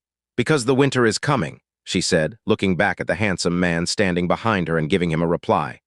Although this is the South, it is not the deep South. There, people don't understand what winter means. During the winter, our fleet cannot be in the port. The ocean current will hold them down. We will be unable to move a single step. So at this time, they should be at the last voyage. The woman turned around. Ryan, how much time has passed since the Blacksail fleet has set sail? 2 months and 4 days, the man answered without hesitation, if nothing else happens. Within 3 days, they will arrive at the port of Clear Water. She laughed. I hope they can give me a sufficient surprise. Ryan looked at the woman in front of him. His heart was filled with emotion. When reflected by the autumn sun, her gray hair had traces of silver in it. Her long and narrow eyes were a reseda green. While looking at her, you would feel an indescribable sense of oppression. Due to staying at the coast for a long time, her skin had gotten slightly rough. It was not longer as white as all the other women of the royal family were. But Ryan did not complain. In his eyes, Garcia had the temperament that cast any other beauty into the shade. Compared with those inbred idiots from the Greycastle flock, she appeared to be different. Rather, the daughter of King Wimbledon III was a true genius. She possessed the wisdom and pride of a noblewoman, however unlike the other nobility who would scrupulously abide by common sense. On that point, she was even a bit like the civilians breaking away from the ordinary, filled with expectations, with an extremely rich spirit for adventure. Of course, no civilian would have this kind of ability and vision, to join the rank of a duke right away. Compared to her, even the other aristocracy appeared to be lacking in foresight. All of the trade income of the port of Clear Water was to be reinvested into the fleet construction. No coin was to be left in their treasury. The light of a miser would not shine very far. Hiding a gold royal in the cupboard would be without any meaning. When you don't use it, it will be like a stone. Only when you take it out can it reflect its own value. The point is to spend it wasn't equal to losing it. As long as the investment is on the spot, the reward you gain will go far beyond your own investment. This auspicious method, Ryan could still deeply remember her telling it to him. It was almost like she was anointing his head with the purest balm. It easily broke through all the inherited concept of his former teachings. Compared to those nobles who spent their whole day saving and trying to increasing the amount of their gold royals, Ryan had the feeling that this was the true method of a ruler. So he has boldly placed his life under Garcia's command, vowing to follow her to the port of Clear Water. After they had arrived here, Ryan had found out that the 3rd princess was far more than her philosophy. Not only was she a person of philosophy, furthermore she was also a person of action. At the center of her plan was her Blacksail fleet. and on the path to her ambitions, there was no hindrance that was allowed. Already 5 years had gone by. Garcia's forces have infiltrated the port of Clear Water, organized and prepared her Black Sail fleet. And then her father, Wimbledon III, started the strive for the position of the king. In other words, even from the beginning, she had already walked in front of all the other heirs. "Let's go back inside the room. The wind is becoming more and more powerful," Garcia said. Her palace was located at the Blue Water Port, above the natural harbor. The tower-like building seemed to be a protector stationed above the shore. On the top of the tower was a circular terrace. With an unobstructed field of view, it was possible to have a bird's-eye view from the entire harbor, seeing the coming and going of the merchant ships. Today, after her 5-year operation, the business plan in the port of Clear Water had already begun to take shape. Every 6 months a bark would be launched. Furthermore, she had already obtained the people's trust. While the third princess seemed to be in good mood, Ryan hesitantly raised his biggest doubt, which has haunted him for months. "Your Highness, there is one thing I do not understand," he said as he shut the door, leaving the roar of the sea breeze outside. "You may speak," she nodded while smiling. "How could you have foreseen all of this, even before the king has announced the king's order?" He had also thought that it would be impossible that her father Wimbledon III would mention it to her in advance, but even after having carefully thought this matter over, he still hadn't come to a conclusion. Everyone knew that the second prince was the heir that the king valued the most. The king's order had been set up for him. This point could be seen by everyone, since the second prince had gotten Valencia as fiefdom. Could she have guessed all of this on her own, furthermore already having started 5 years ago laying out her plan? God, she was only 18 years old. "Foreseen," she showed a funny look. "Do you take me for a witch? I don't have that kind of ability." But... Furthermore, I did not know that my father would declare the strive for the king order, paving the way for his treasured second son. In fact, there exists no connection between the strive for the king order and my plan. There was no relationship. When Ryan suddenly became aware of this aspect, his mouth became wider and wider. Seeing the expression of disbelief on Ryan's face, Garcia smiled. "Don't tell me I should have waited for my father to first tell me that I should fight for the throne. Would I have then have had the ability to fight for the throne? Similarly, would it really in the end have been the one who governed his town the best be the one to sit on the throne of Greycastle? I thought you understood my plan when you had seen the Black Sail fleet." "So that's the reason," Ryan murmured.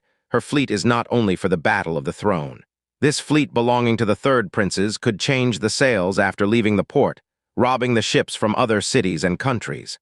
Similarly, the third princes encouraged the people to go out to the sea to participate in her Black Sail fleet. She promised all the loot would become the property of the ship's captain. The port of Clear Water would never collect any tax toward this profit. This move would bring her huge wealth, so this time she had simply ordered the Black Sail fleet to sail straight south, to plunder any ship which passed the Endless Cape, as well as the people of the southern Shaman. And these measures were not just for money. She did not take the plundered wealth to build cities or expand the land trade. She just invested it back into the yard and continued to build more ships. In the past few years, she had gained a large number of experienced sailors and fierce warriors, and also embraced the people's hearts and minds. If she couldn't continue to govern, all those who had participated in the plundering of the ships and villages would also be sent to the gallows. The best in governance of his territory would end on the throne of Greycastle. No, Ryan now knew, to be able to sit on the throne, she would need to possess numerous warships and soldiers. Then she could follow the Sanwin River, even reaching out to pressure the city of Golden Harvest. You knew that you would be assigned to the port of Clear Water. This, contrary to what one might think was unexpected, a deal to increase the business value of this place. Garcia shrugged. "Originally, it was a payback to the church who tried to fool me." Related to the church. Seeing his counterpart haven't said anything more, Ryan also did not dare to question further. But he knew, even if Garcia had not come to Port of Clear Water, this place would still have followed her will and moved according to her desired direction. Putting those matters aside, she poured herself a cup of black tea. "The little trick from before seems to have failed." "Ah, yes," Ryan, who hurriedly recovered his thoughts, replied. "There is only news coming from Border Town. They reported that the pills have failed. There is no news from the other places. No news should mean they were killed by my brothers, nothing to be surprised about. Originally, they were chess pieces who had been easily arranged, only to be used in the meanwhile. However," she changed the subject, For other pieces to fail is normal, but I would not think even my fourth brother would still be safe and sound. To tell the truth, I'm a little disappointed. Kingfisher said in the secret message that the prince certainly ate it, but a failure is still a failure. I don't want to hear any excuses, Garcia interrupted. Soon it will be the time of the months of the demons. Our lovely brother will have to go searching for refuge in Longsong's stronghold, right? When the moment arrives that the demon beasts invade, I am afraid that he will need to stay for a long while inside of the stronghold. Write to her, tell her to take hold of this opportunity. I would like to see whether the goddess of fortune will stay by the side of fourth brother once again. Yes, your highness. You go ahead. Garcia waved her hand. When Ryan was about to leave, the princess called to him once more. Ah, yes, I seem to recall that the pill had been bought from an alchemist master, wasn't it? Ryan nodded. What did he say back then? The pill will be colorless, tasteless, and will melt inside water. If it enters the mouth, it will be incurable, a guaranteed death. It was his latest alchemical achievements, right? Garcia yawned. Hang him. Transcend Roland stood by the kiln, waiting for the first batch of cement. The brick structure was designed for cement production, about 15 meters long and 4 meters wide.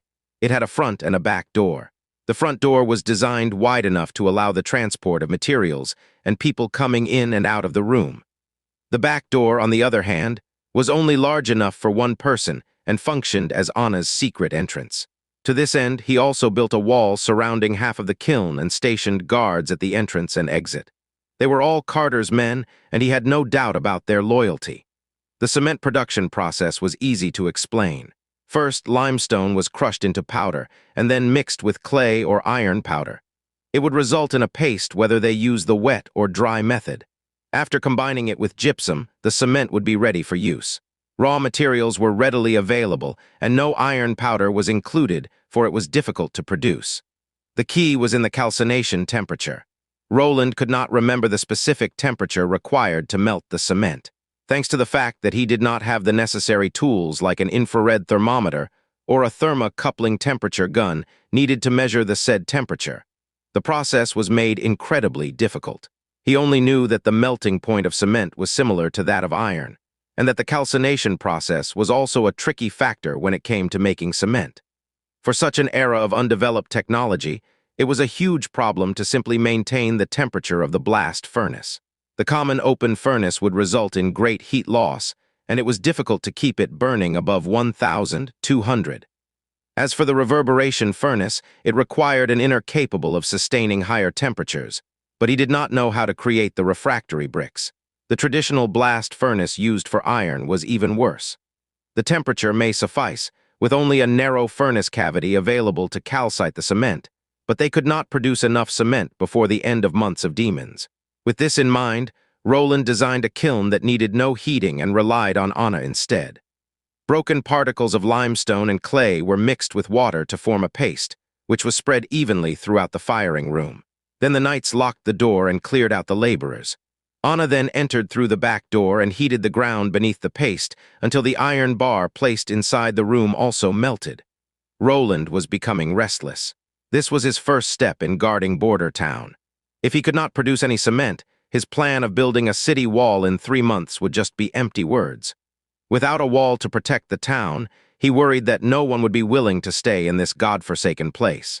Whether in history or fictional literature, a stable base was necessary for agriculture. "Your Highness, you're saying that this material can hold stones together?" asked Carter Lannies, who stood near Prince Roland. Even though the prince had said this was the result of the latest research by the alchemical workshop in Kingdom of Greycastle, he was nonetheless skeptical. After all, that group of people was never famous for being useful. "Who knows? That's what they said," Roland replied. In this world, alchemy and astrology were known as the sage arts and were very popular in the mainland. The royal family would generally keep their own alchemists and astrologers to predict and improve their fate. For ordinary folks, however, such knowledge was beyond their comprehension and thus had little enthusiasm for them. Keeping this in mind, it was only natural for Roland to claim that the cement was a product of the alchemical workshop. He did not care about whether the chief knight believed it or not. The flame in the window eventually died down. The firing of the cement seemed to be complete. Roland stood up at once. Sending Carter away to the yard, he waited alone in front of the brick house. The iron door creaked as it opened, and Anna stepped out, naked. Roland draped a robe over her at once and handed her a glass of water. How was it? The witch's face was painted a dusty gray.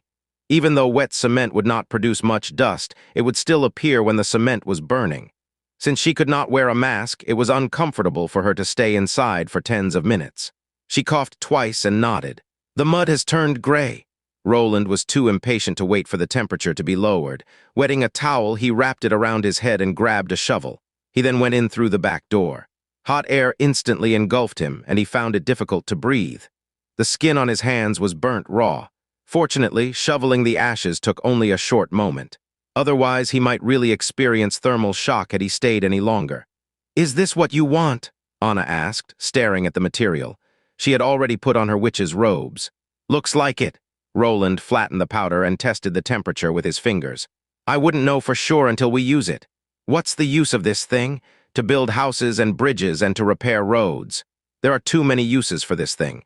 If it succeeds, people won't have to worry about the cold or the rain and snow damaging their houses." Using his other hand, he patted the girl on the head. "It's all thanks to you." Anna lowered her head. He wasn't sure if it was just an illusion, but the girl's breathing seemed to have sped up a notch.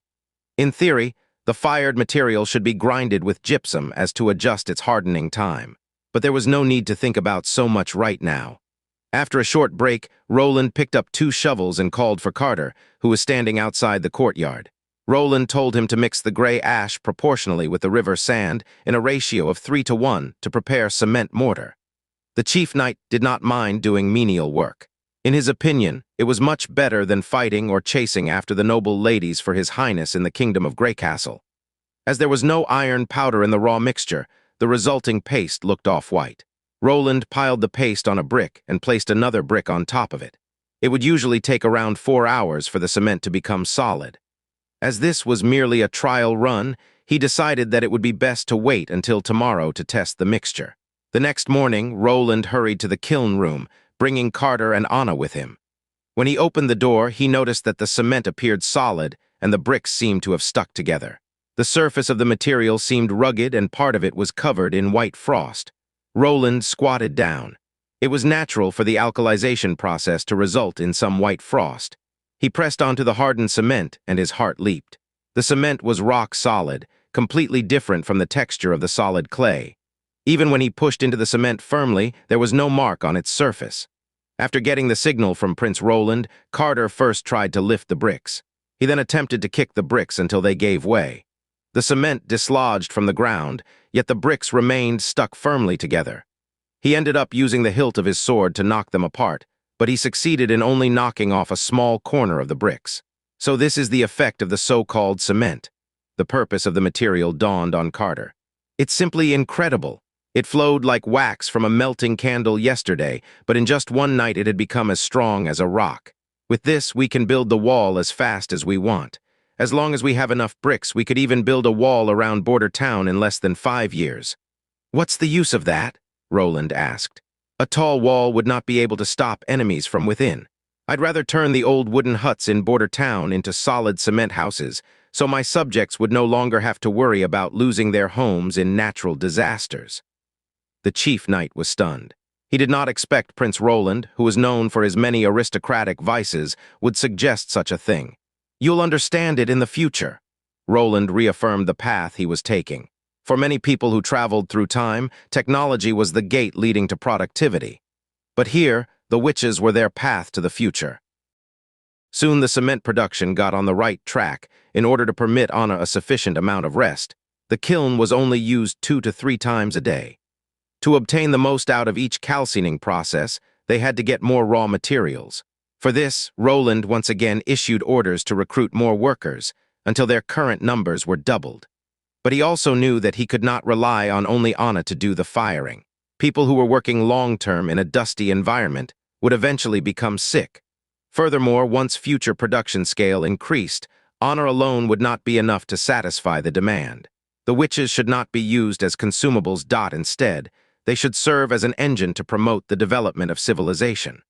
Although Roland was already aware of this fact, at the moment, he could only invest all of his energy and manpower in building the city wall. After all, if they couldn't stop the demon beasts, everything else would become unimportant.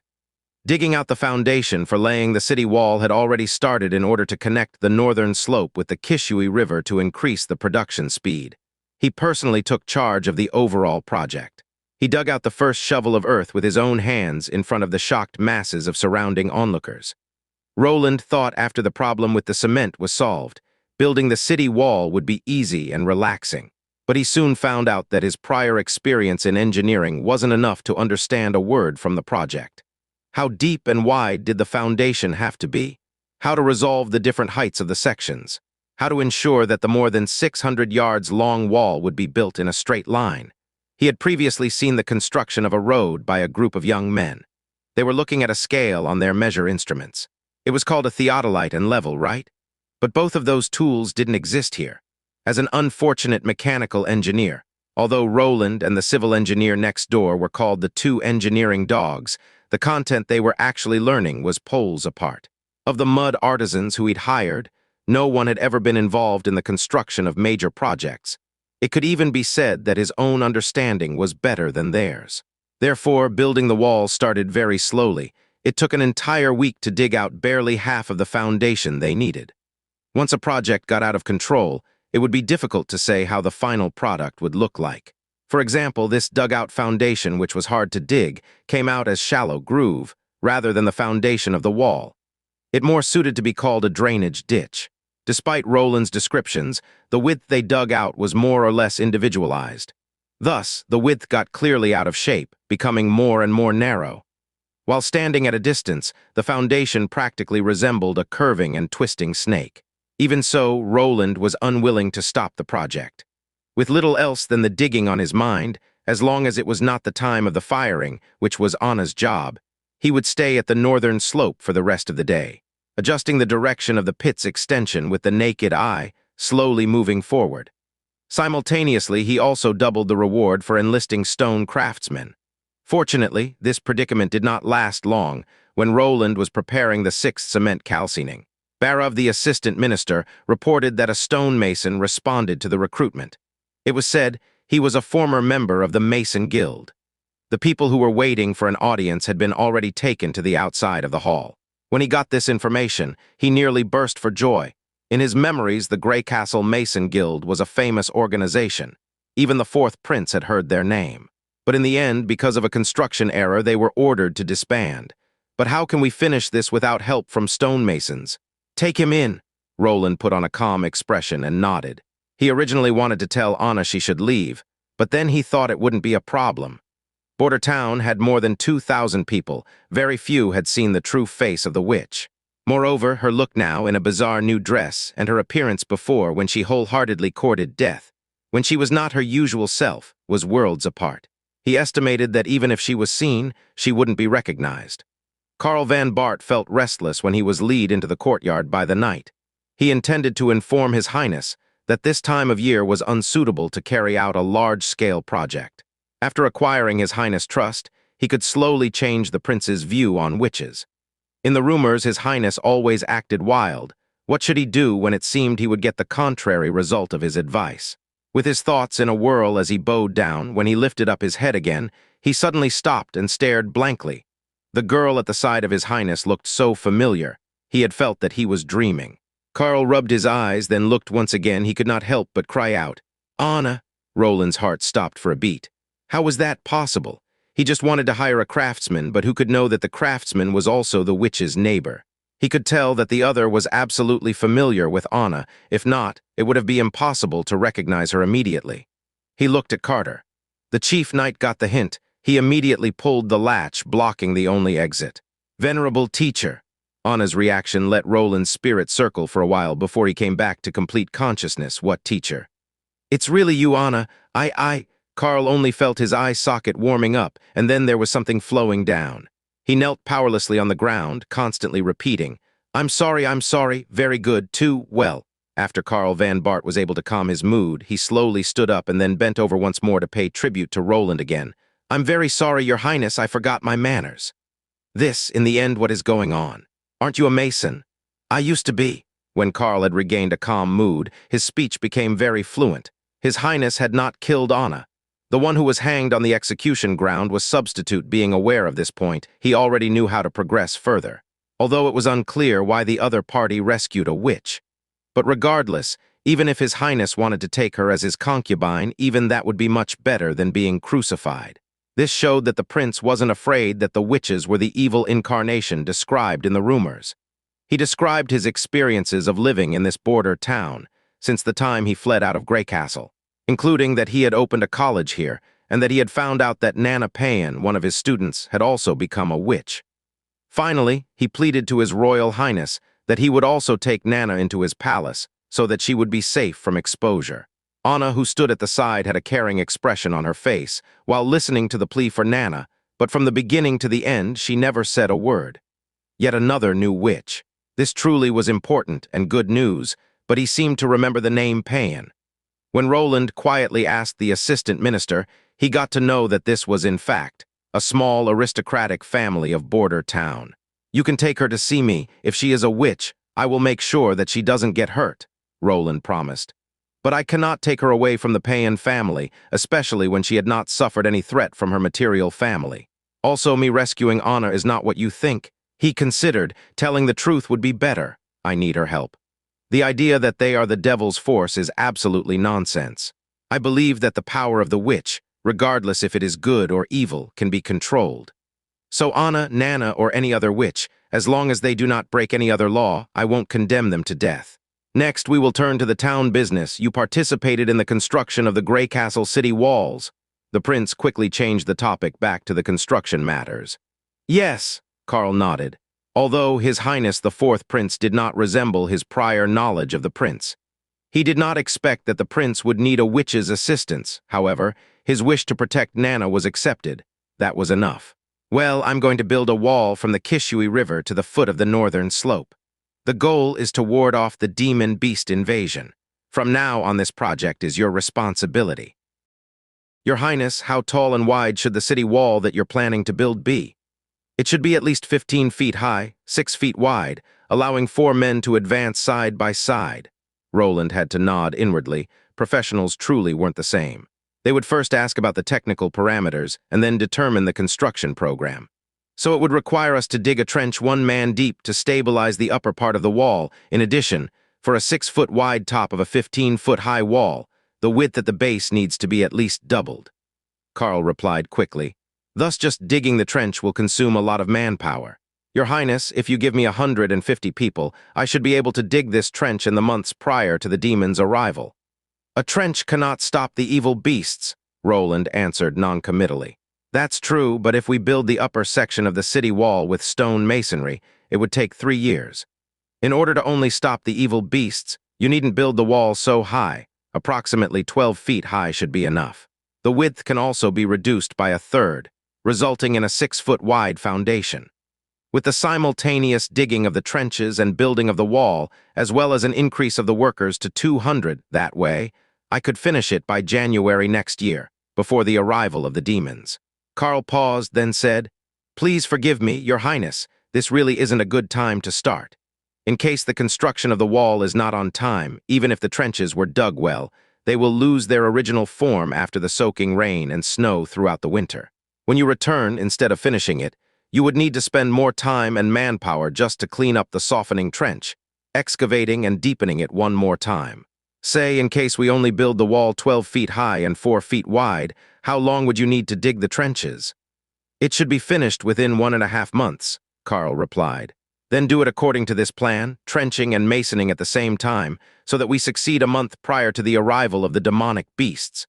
Roland waved his hand, interrupting Carl. "I know what concerns you, but take a look at this. This is the latest work from the Grey Castle Alchemical Workshop." Naturally, he had no time to allow the stonemason to see the gluing process. Instead, he showed him 2 bricks glued together from before. Fortunately, when the prince spoke, almost no one dared to question him. When Carl heard that this alchemical adhesive cement can turn from a liquid into a solid form overnight, furthermore, it came with a sky-high adhesion effect, his face exposed his incredible shock. As a stonemason who had dedicated half a lifetime into his work, he could naturally recognize how great this invention was. Apart from stone binding, the most important fact was that it was possible to freely shape its figure. Wouldn't that be equivalent to no longer needing a second cutting and polishing process, being suitable for any loosely shaped stone? The time-consuming processing stage could be abandoned, and the construction rate of any building would be raised to a whole new level. This alone was exciting enough. Roland looked at the expression on Carl's face with satisfaction, and once again asked, "What do you think, will 3 months be enough?" Carl Van Bart's voice somewhat shivered. "If you're right, no, I mean, if the alchemical workshop described this matter correctly, I'm willing to try."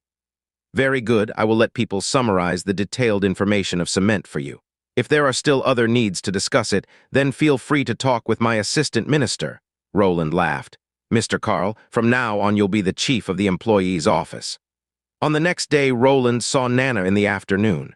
The little girl stared blankly at Anna, clutching her clothes for a long time before saying, "I'm already dead." The first time Roland saw her, he had to admit that the power of the witch did not only give them the ability to use magic. To some extent, it also changed their appearance and temperament. She and Anna were very different types, but both of them had a unique charm. This feeling had nothing to do with age, and it was also unrelated to their situation. Even when Anna was in jail, waiting for her death sentence, the radiance she emitted still continued unabated. He searched through his entire memory, whether it was a noble lady with a very good upbringing or a street walker in Greycastle, neither gave off such an aura. If one insisted on describing them compared with a witch, it was like the witches were the colors in a black and white photograph. She was brought over by Carl Van Bart, who afterward retired tactfully, leaving only Roland, Anna, and Nana in the backyard. "You're not dead, Anna too is alive and well." Roland had to hold back a smile. "I'm the 4th Prince Roland Wimbledon, and I'm Nana Payan." When the little girl heard that she herself did not die, her expression turned lively again. She ran straight to Anna's side, beginning to chatter with her, unconcerned, disregarding the identity of Prince Roland Wimbledon. Roland naturally didn't care what a 14, 15-year-old girl had to say. Instead, he leaned on the round table and poured himself some ale, appreciating the day-to-day behavior from the side. Anna was clearly a little bit calmer. In the time Nana would say more than 10 sentences, Anna would say 1. Having said that, while Anna was only 17, she already exuded a big sister feeling. Roland couldn't help but think, when she grows up, how outstanding will she become? When Nana's speaking slowed down, he coughed, opened his mouth, and asked, "Miss Payan, I heard from your teacher that you have awakened as a witch." Compared to the vast majority of people who use the word fallen when becoming a witch, Roland preferred the term awaken. He was not naive enough to think that all witches were immaculate white. People who already had a malevolent personality would only create greater destruction. This is the same with weapons.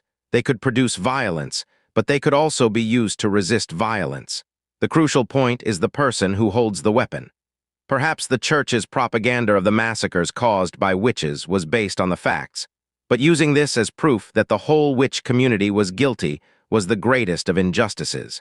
Nana's face once again stiffened. She whispered, "Will you hang me?" "No, of course not. The gallows are for heinous criminals. You're not one and Miss Anna is not one either, so don't worry about that." She took a breath and nodded.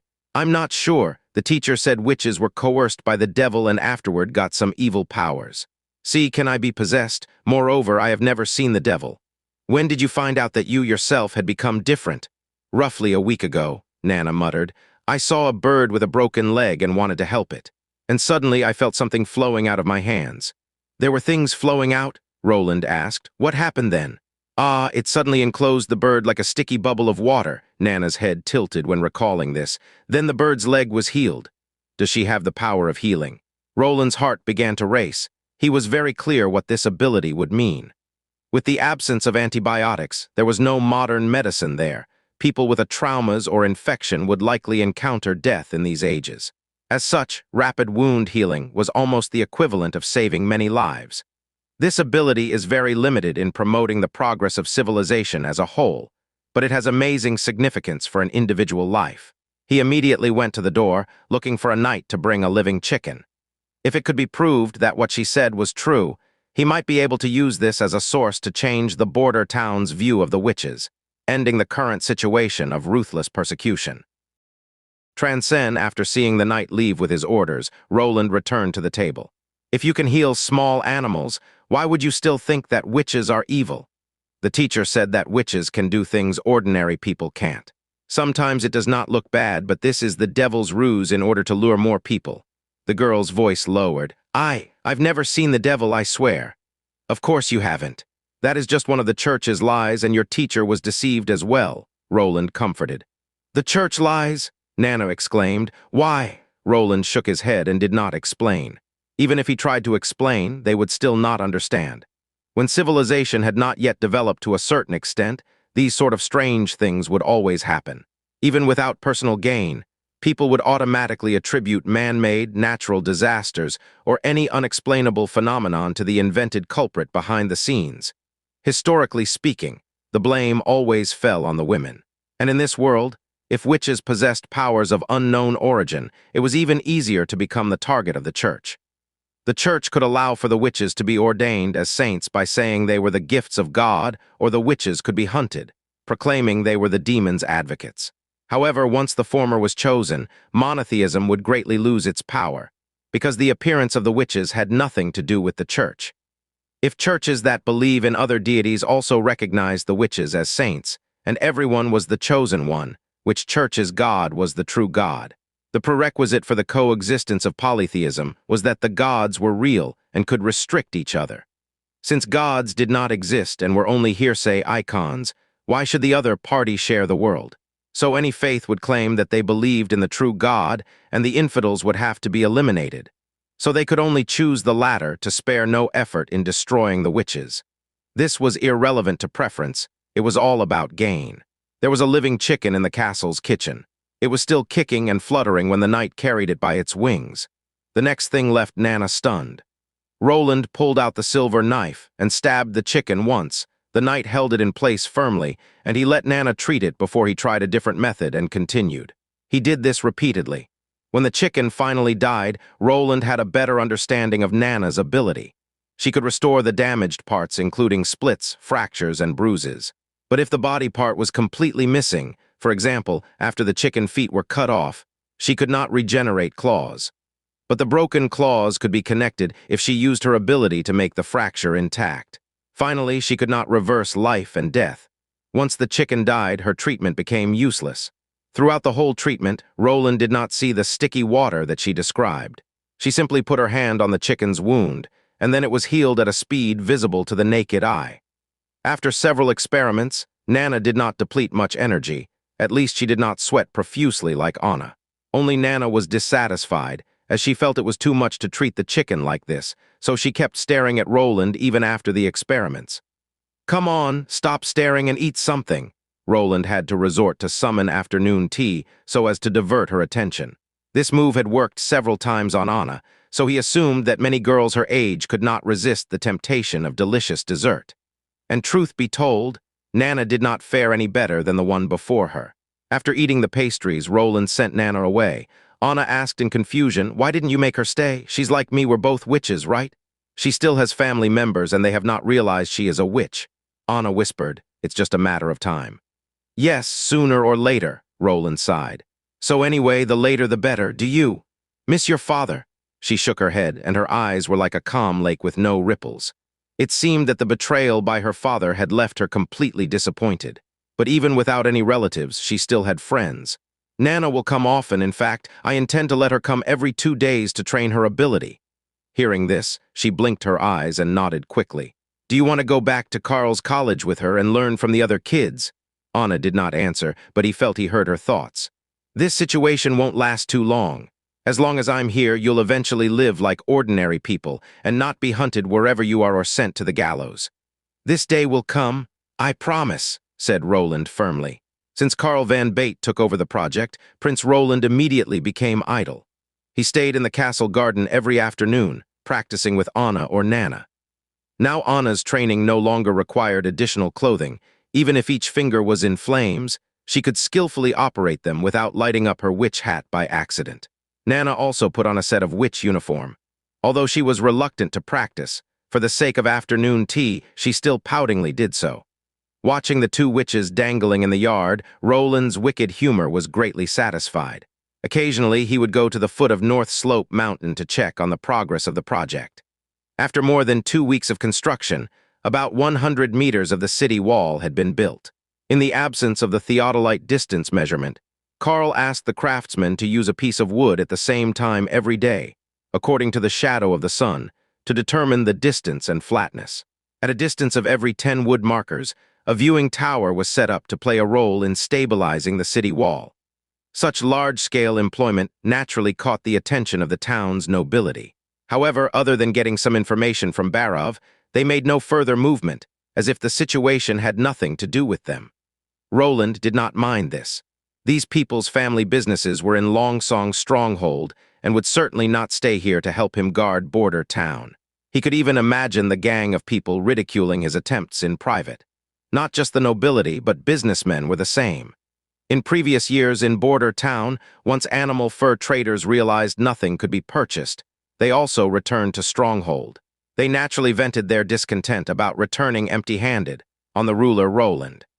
The news about Kingdom of Greycastle's Prince Roland Wimbledon's construction before the arrival of months of demons was deemed as simply stupid and ignorant. News of this spread along the Redwater River.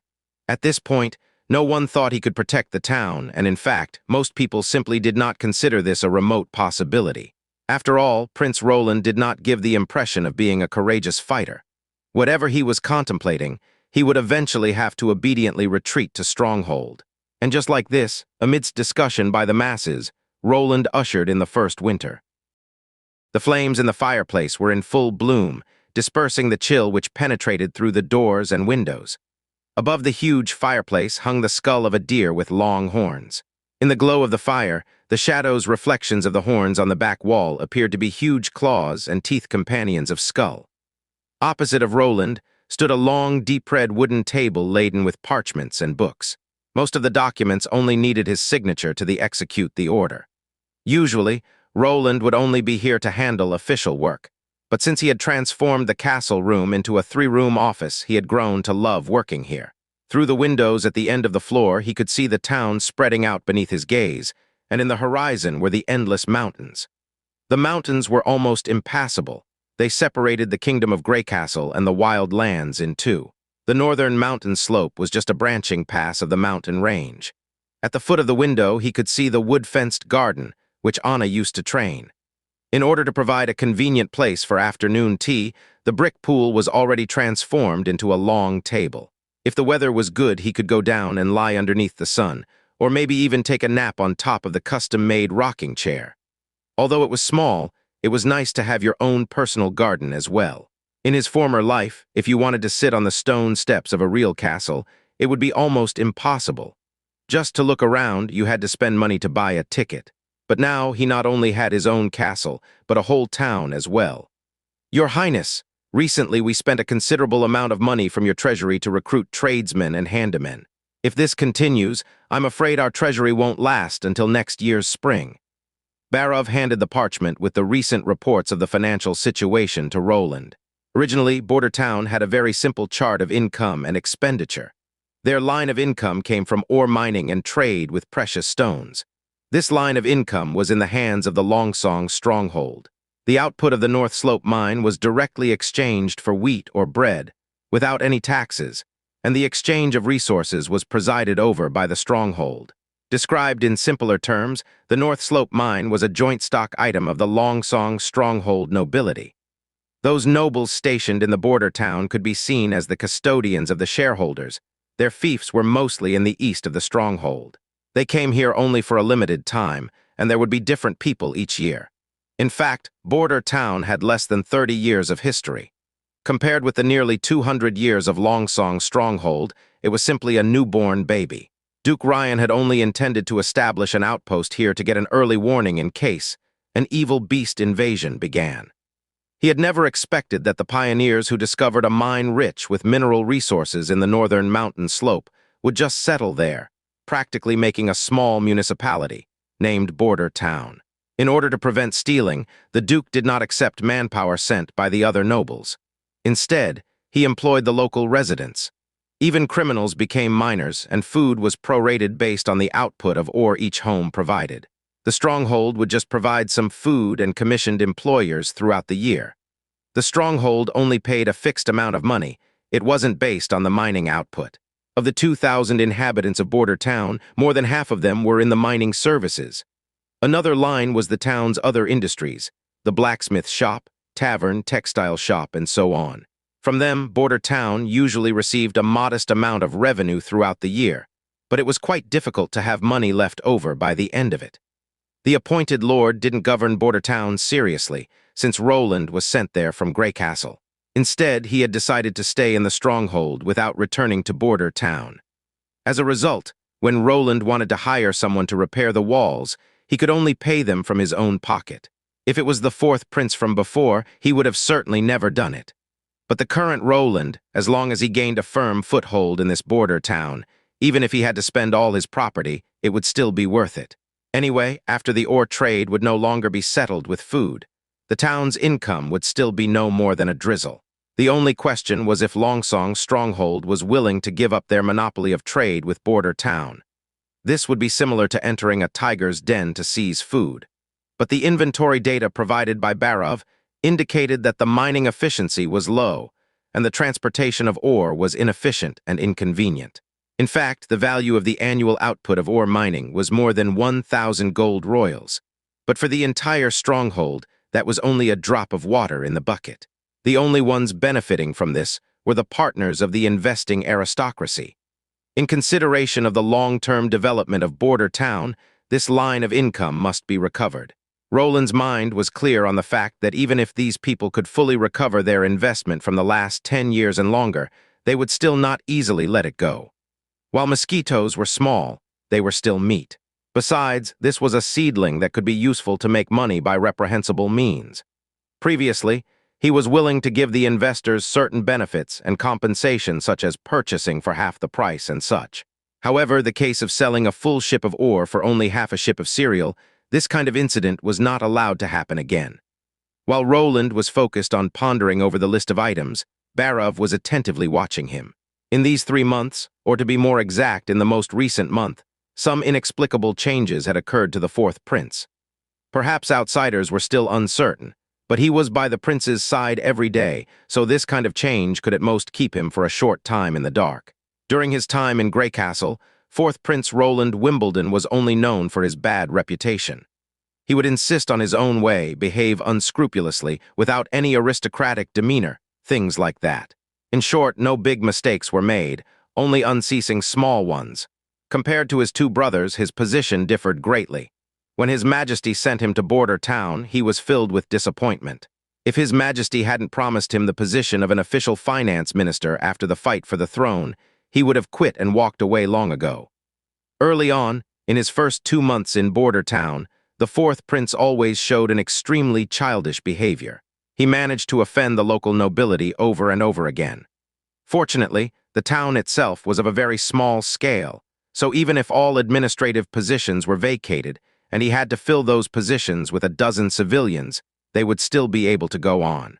But from now on, it would become something different. When had the change occurred? He thought.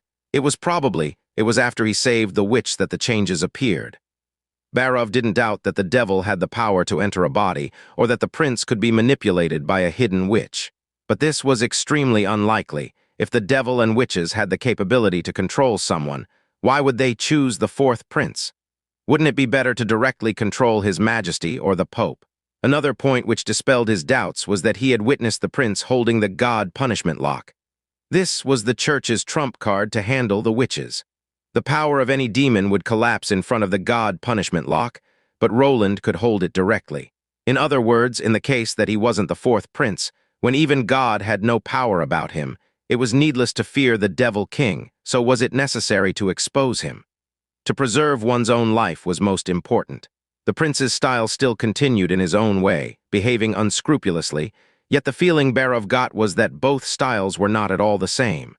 No, Barov thought, it should be the opposite. The biggest difference would be the purpose.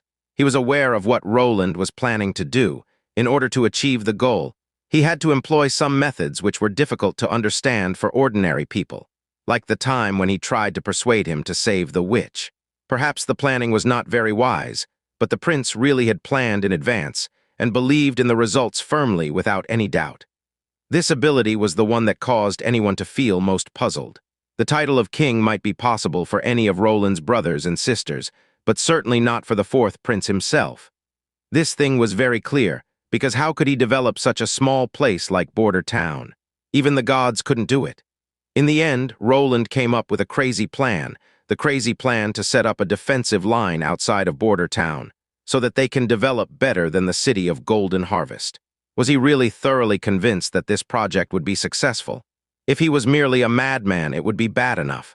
But for Roland, who vigorously built the city wall, that did not seem to be the case. He really planned to defend this place, merely with the help of the alchemical product, cement, to build a wall which is, for the common sense, almost impossible. Within Barov's family there was also an alchemist, but he had never heard of an alchemical workshop refining such a thing.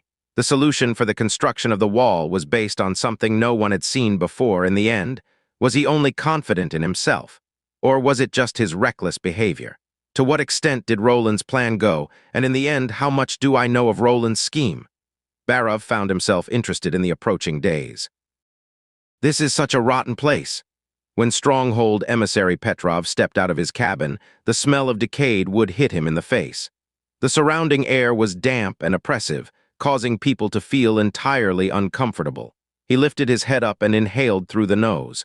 The sky was completely overcast, and it seemed that heavy rain was incoming. "The last time you came here was a year ago," said the assistant to the ambassador while he graciously put a wool coat on the ambassador's shoulders. "There is nothing here except stone." "It was a year and a half," Petrov corrected. "Every season the Duke chose a different person to come around. The last time I was in Border Town, it was summer. But in addition to ore they have more, like a good variety of furs and—" "What?" His assistant had a blank look on his face. Petrov shook his head and did not answer. He crossed over the side of the ship, stepping on the pier covered with moss, and a plank gave off a creaking sound from under his foot.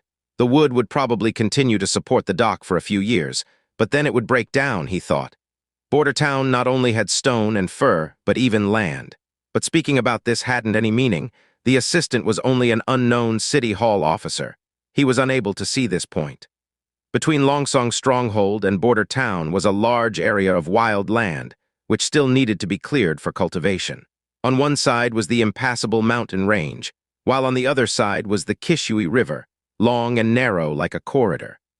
As an outpost for the stronghold, if they assumed responsibility of the defensive line, it would also bring the wide expanse of land into the possession of the stronghold. The land had not been cultivated, so it didn't require any recuperation before plowing. Instead, many circles of crops could be planted, and on top of that, it had a natural line of defense on both sides. In the end, to produce enough for everyone to eat, it was not required to expend much effort. The food shortage in Border Town was just a way to relieve the stronghold of the problems caused by a growing population. In the future, Border Town and the stronghold should become one territory, rather than the two separated territories they are now. The only drawback was that it would need a 3 to 5 year-long operation, as well as large sums of money in advance. Unfortunately, when talking about the foresight of investment, most of the nobility were bad businessmen. "Hey, how can it be that the yard is empty?" The assistant pointed to a distant piece of land. "Shouldn't they have the ore ready?" Petrov sighed softly. "We will go to the castle and have an audience with His Royal Highness." "Wait, Mr. Ambassador, do you know if he will receive you?" He didn't know if His Majesty would, but in his heart he didn't want to say it. "Let's go, the stables are just in front." Trouble came now that the stronghold and Border Town were divided into two separate territories. Because of the king's order to fight for the throne, the fourth prince was left in solitude. How would a normal aristocratic or royal member ever be here? Of course they would take all of this land for themselves, selling minerals and jewelry in exchange for food and bread. I am afraid that the prince's eyes only can see gold royals. If it was himself, he would do it. To helplessly watch as one's own territory output is exchanged for only food. The ambassador was afraid that nobody would accept this situation. In addition, the products didn't have to go to the stronghold. Most of the nobility forgets the fact that the Kishui River didn't end at the Longsong stronghold. He could sell the ore at market price in Willow Town, in Dragon Mountain, or even in Red City, then take people from their cities as new refugees. It was nothing more than a little further down the river. What could the Longsong stronghold do then? Block the river and cut off the prince and his party. It would simply be a defiance of the royal family of Greycastle. Everyone knew that the fourth prince was least likely to become the king, but without a doubt, it would still not be good to defy him because he was still of the king's blood. The ambassador and his assistant rode on rented horses, coming slowly forward on the stone road along the river. The stables only had old horses of mixed colors. Even if they rode slowly, the horses would still tremble. And for these 2 stupid horses, he had still to pay a deposit of 2 gold royals. "You see, sir, is that a boat from Willow Town?" Hearing his aide shout, he looked in the direction he pointed, only to see a ship with a willow leaf on their green banner, hanging on their single pole, slowly sailing down the river. The hull waterline was very high, indicating that it was loaded with cargo. Petrov blankly nodded, but his heart sank. The prince moved faster than he had expected. If the prince had begun to contact those towns and cities downstream, the bargaining chips in his own hands lost value. He originally intended to acquire the ore for 30% lower than the normal price, so that he would still earn something. Not to mention, after the stones were turned into polished jewelry, the price of luxury goods were several times higher. Unfortunately, this was not a monopoly, nor was it only his family who had the final say. Participating in the mining project in Border Town were 6 noble families. If they lacked majority consent, then there would be no resolution. However, they were slow in reacting, thinking that the situation was the same as before, or they thought the mining project was not worth that much attention. Anyway, the remaining 5 were indifferent. Even his own father confidently rejected him. In fact, they were wrong. The low reward of the mining output was mainly due to few other trading possibilities. If they transitioned to the normal trade, they could earn more. And if you earn more, you will be likely to produce more ore next year.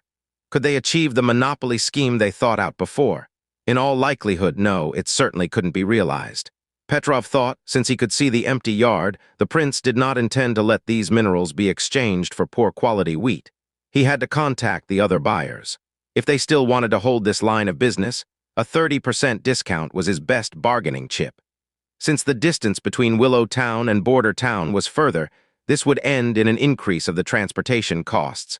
But Willow Town had more than one source of ore. The first price they would offer would likely be lower than the market price by half. As for Dragon Mountain and Red Town, the price would be even lower, so the fourth prince would agree to Longsong's stronghold monopoly, especially for the gem trade. But the problem was, if he signed a contract, would his father agree with it?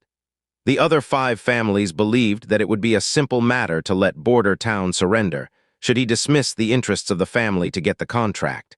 After all, in their eyes, Border Town was still controlled by their own Longsong stronghold, and everything could be given or taken away by them.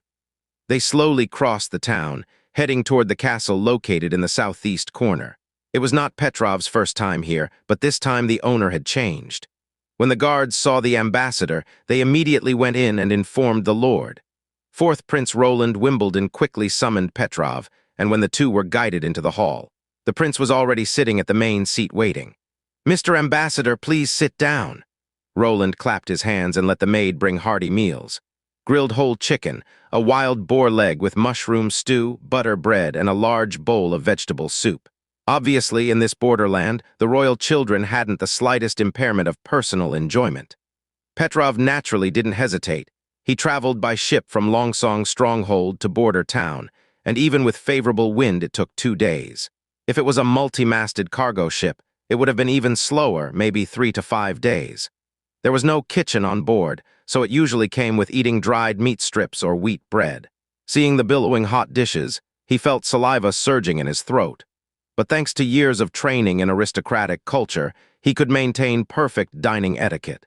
On the contrary, His Highness' eating habits were a lot worse, in particular his use of the knife and fork. Petrov noted that in addition to the carving knife, the fourth prince used a pair of small sticks. When the slicing was completed, he used the sticks for all the other moves, and it looked like 2 sticks were much more convenient than a fork. "What do you think?" At the end of the meal, Roland suddenly questioned the ambassador. What?" For a moment the ambassador lost his spirit. "This." Roland shook the hands with the sticks before answering Petrov. "The iron fork, for most people it is a luxury, not to mention a silver fork. When you are eating directly with your hand, it is very easy to put dirty things together with the normal food in the belly. Disease enters by the mouth, you know." The ambassador didn't know how to answer. He didn't understand the meaning of diseases enters by the mouth. But according to his understanding of the previous sentence, Roland was probably referring to the dirt stuck on food, and it would be easy to get sick when eating it. But when someone tried to diagnose the sickness, no one knew the reason why they died. How many sticks do you think you can get by cutting down one oak tree in the forest? These sticks are clean and easy to get. I'm going to promote this in the town. The prince sipped his wine and continued, Of course, now my people don't get much meat to eat, but I will slowly change that. Petrov felt relieved. He now knew how to answer. Routinely, he expressed his support and blessing, but in his heart he did not agree. Let all the people have meat? That would simply be whimsical. Even Grey Castle could not do this, and this border town was in this desolate land. The banquet went on. There was a fairly harmonious atmosphere during the dinner. The fourth prince didn't talk about or trade as he found it inconvenient to say anything. When the prince told the maid to deliver the dessert, Petrov tentatively mentioned the trade. Your Highness, according to the previous procedure, today should be the day when you deliver the ore, but I don't see any ore in the terminal yard. Roland put down his small wood sticks and nodded. Unfortunately, the Northern Slope mine collapsed a while back. This month my people can only try to resume production. However, the gravel from the collapse has not been cleared yet. According to the schedule, we will be able to start mining again at the beginning of next year. The mine collapsed. For a moment, Petrov was stunned. Was that a coincidence? However, he quickly realized that the prince did not have the need to lie. Otherwise, if he himself went to the North Slope mine, everything would be clear, so it was obvious that with a lie Roland would only beat his own face. Then, what happened to the ore from before the collapse? That wasn't much. The amount mined was according to the convention. My people were unable to mine more than the amount set by the convention. Roland emphasized the words in a practiced manner. Mr. Ambassador, you should also remember what happened during the months of the demons 2 years ago. Right, of course Petrov remembered it. The cold lasted for 4 months, and in Border Town, nearly 1 out of every 2 people starved to death. The cause of this was Municipal Administrative Governor Reynolds' avaricious and insatiable greed. Between the aristocracy, there was naturally internal opposition. Some nobles even wanted to punish Governor Reynolds afterwards. But at the end of this incident, nothing happened, only because he was the husband of the Duke's second daughter. Now when this was mentioned by the prince, Petrov got a bad feeling. This time it will be even worse, Roland sighed. With what we could mine before, it was probably only enough for 2 months of food. I will try to support my people, but I'm afraid they won't survive the winter, sir. The old ways of trade must be abolished. Petrov opened his mouth, but he didn't know how to refute. He wasn't a professional diplomat. In face of such a good reason, he really couldn't point out any problems, so he could only delay the matter for the time being. Your Highness, I have to express my regret. This time will not be a repeat of the tragedy before. I can afford to loan you a month of food, and when your people are able to resume production next year, they can slowly repay the debt. I already sold the ore to Willow Town. We can slowly repay you with their money. But there is no but, however. Roland immediately interrupted him. They are willing to buy the ore with gold royals, and at the same time they sell wheat, cheese, bread, honey, and more at market price, which we can buy with the royals we got from the former transaction. But Mr. Ambassador, even if you are willing to lend us a month of food, would the other 5 factions agree with your decision? As far as I know, it isn't even easy for Duke Ryan to reach an agreement with the other families. Petrov kept silent. The fourth prince had put it right. Not just the remaining 5, he even feared his own father wouldn't agree. If they wanted to maintain the monopoly, it would be necessary to modify the trading scheme. But he did not know how he could have the last word. He was called an ambassador, but in reality, he was just the spokesperson. Perhaps the Duke did not want someone to come to any private agreements with Border Town, right? Whether it was during the time of the former governor or now with the fourth prince. He assigned a different candidate every season, and these people were never the rulers of their families. Regardless of the outcome, he had to try, so when he thought up to this point, Petrov spread out his last cards. 30. He held up 3 fingers. Longsong Stronghold will buy the ore and rough gems for less than 30% of the market price. I think this price should be higher than the price of Willow Town, Your Highness. Roland responded, Indeed it is higher, but there is still the old question, can you guarantee the agreement of all 6 families? I will immediately go back to Longsong Stronghold tomorrow. After I get an agreement, I will come back with a new contract. But my people are unable to wait that long. You should know that if you want to reach an agreement between the aristocracy, it is usually very time-consuming. Your Highness, the cooperation with Longsong Stronghold would be a better choice for you and your people. Willow Town is too far away, so you and your people can also escape to them during the months of the demons. When speaking up to this point, Petrov felt that his throat became dry. But the road isn't easy. It is quite dangerous. Good God, what the hell am I doing? Petrov's heart pounded madly. Did he really threaten the prince? Ha ha ha ha. Surprisingly, Roland did not fly into a rage, but instead laughed. Mr. Ambassador, you seem to have mistaken something. I never thought of retreating to Willow Town. What do you mean? Of course, I didn't intend to go to Longsong Stronghold either. Roland watched the ambassador's expression with interest. I'm not going anywhere. Petrov momentarily doubted whether his ears got it right or wrong. Fortunately, the prince didn't let this awkward silence continue for long, and he then explained, "This winter, I will always stay in Border Town. Border Town will become the new border of our kingdom. Do not be so surprised, my friend. I'm not spouting nonsense. I can show you the new masonry walls at the northern mountain slope." City wall? Yes, connecting the North Slope Mountain and Chinshui River is a 12-foot-high and 4-foot-wide stone wall. With this, we can defeat the demonic beasts here at Border Town. Petrov felt his brain power wasn't enough. When the former ambassador got back last season, he did not mention any city walls. No, at that time, the lord of Border Town and the people were at Longsong Stronghold. How could they build the wall with the limited manpower they had? In other words, when the fourth prince arrived, he immediately began to build the city walls. Even so, until now it had only been 3 months, so how could they have built something in this short amount of time? Also, what was it His Highness just said? 12 feet high and 4 feet wide, connecting the North Slope Mountain and Chinshui River. Petrov estimated this in his heart. Building a wall of this size wasn't something possible to be done in less than 3 to 5 years. And first of all, he did not even have enough stone masons for cutting and grinding so many stones. Even more, Border Town was only a mining town. Most of the people living here were only common people. When he hadn't even digested this news, Roland's next sentence also shocked him incomparably. As for the ore sales, starting next year, I will be willing to reduce the price by half, sir. But we will not only sell to Longsong Stronghold, because you don't really need that much ore. I think compared to the low profits of ore, you would prefer some more metal products, such as spades, shovels, and the like. Here again he paused, waiting until it seemed like Petrov understood the meaning of his words. As for rough gems, we will sell them in the form of an auction. The businessman with the highest bid will be able to buy them. I would prefer to polish the stones myself, but unfortunately in the current Border Town, there is no one with such an ability. But you're saying you have the ability to build the wall in this few months. Petrov's heart nearly burst from anger. And what does he mean that Longsong Stronghold doesn't require so much ore? It's a mere output of 1,000 gold royals. Even if the production would be increased, Longsong Stronghold could double it. 2,000 gold royals cannot be handled by Longsong Stronghold. That is a bit too arrogant. He forced back the grievances of his heart and tried to maintain a composed look. Everything you said I have remembered, Your Highness. I will immediately go back and negotiate with the 6 families. But the city walls you mentioned before, I first want to have a look. Of course, Roland smiled. But do not be into too much of a rush. Let us first enjoy and finish these kingly flavored pastries. After that, it wouldn't be too late to start, right, Mr. Ambassador?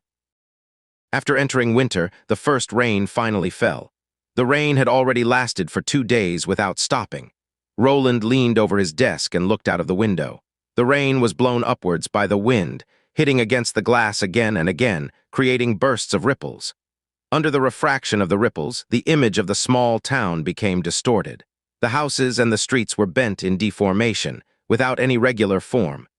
Due to the lack of any effective drainage measures, the stone roads were interlocked with streams of flowing water. From afar, it resembled many brooks of clear and crystalline water. The distant mountains and forests were obscured by mist, and were faintly discernible, just like the border to the human world. If such a landscape was placed into modern times, it would certainly be a tourist attraction. But what Roland wanted to see was a jungle made of concrete and steel. Because of the rain, the city wall construction also had to stop. This let his feeling of success, which he got on the day before yesterday when he discouraged the stronghold messenger, fade away. You just said that the air around us is made up of many different kinds of gases. Is that true? Anna's clear voice had interrupted Roland's thoughts, and when he looked towards her, Anna blinked her beautiful blue eyes questionably. Miss Anna, you should address His Highness with honorifics," warned Carter from the side. "Don't be so particular about it." Roland turned around. "She is now my student." During the rain, he had called for Carter and the two witches to attend their own class. Yes, he had decided to open a course of natural science. He was inspired by stonemason Carl's college. If even a mason can open a school, then could a mechanical engineer open one too? Why did discrimination exist? Wasn't it because of ignorance? Universal education was at any age the most effective measure to promote the development of civilization. He originally also wanted to call the assistant minister, but since he was busy with other government tasks, he declined. Roland didn't know why, but since the beginning of winter, Roland felt that Barov seemed to be filled with special enthusiasm, even almost supervising border town all alone. When hearing of the possibility to learn new knowledge, Anna's eyes immediately sparkled with interest. Nana, who didn't need to treat wounded animals during the lessons, also became very happy. Carter, who was idle at the moment, attended the class to see what new nonsense the prince had thought of. But not long after the class had begun, the knight's eyes became lax.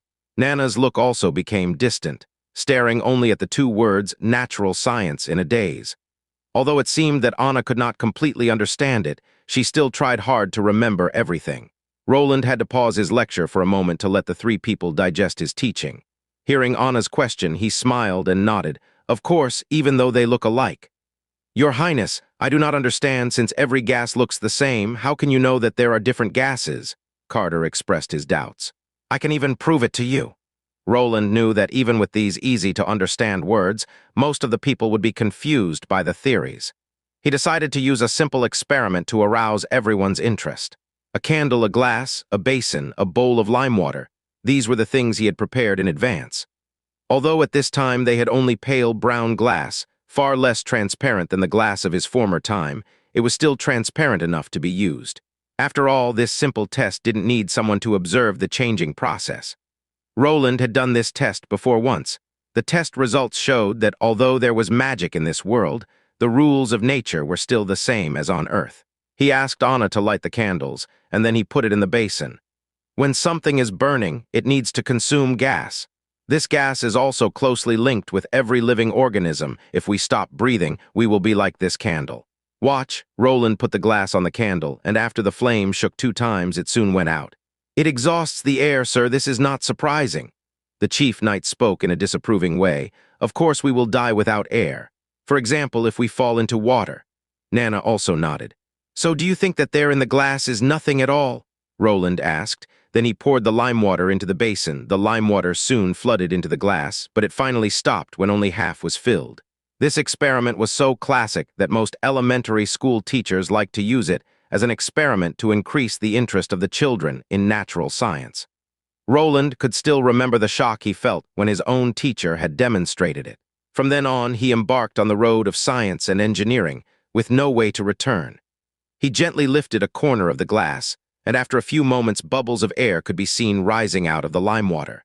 Then the clear lime water appeared to be a little bit cloudy, and a little white cloud slowly spread within the glass.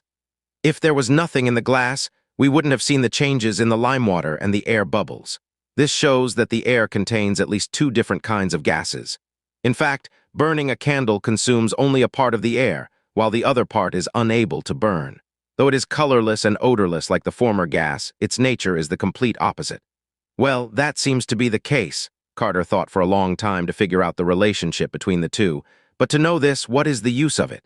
If you can get the former gas, you can let the flame burn longer, and when you obtain the other gas, you can quickly extinguish the flames, Anna suddenly said. She was simply a genius. Roland praised her in his heart.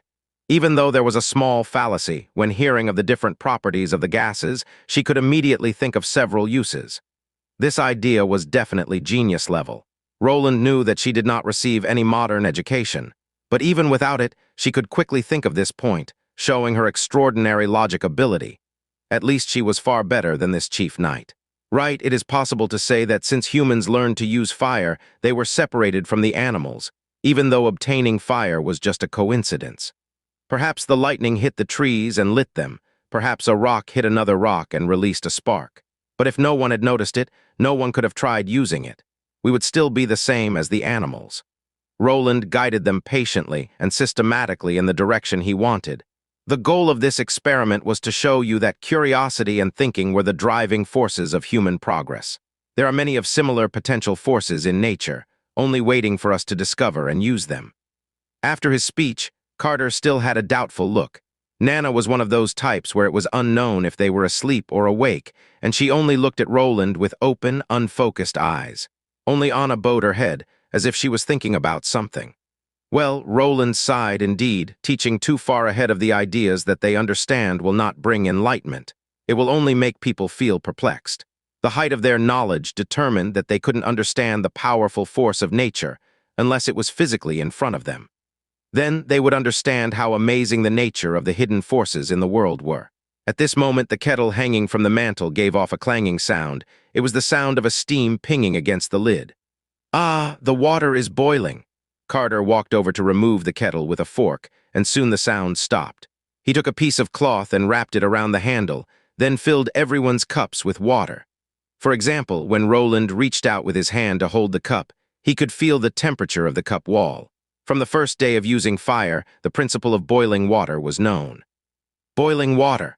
Hundreds of thousands of people had witnessed this and used it, but no one thought that the gently curling and rising water vapor could also contain such a tremendous amount of energy. In a few hundred years, this would become the driving force behind humankind's development. In a very short period of time, it would change the history of mankind. Although the principle was simple, the problem was not the limited technology. No, the problem was that the first choice for most people was to farm. But Roland was different from them, he thought. This world also had witches. Using magic to fight in a battle. That was only the way of barbarians. With magic someone could create, it could replace some of the key technologies to hasten the process of human development. This was the correct way to use magic. They talked until the sun went down, and after they had eaten dinner together, Roland went to his bedroom. There was no nightlife to speak of in this day and age. People didn't even have a word for it, and everyone went to sleep early. He also considered using his right as the prince to recruit a maid to do the sport. But in the end, he couldn't because he was too thin-skinned to speak out.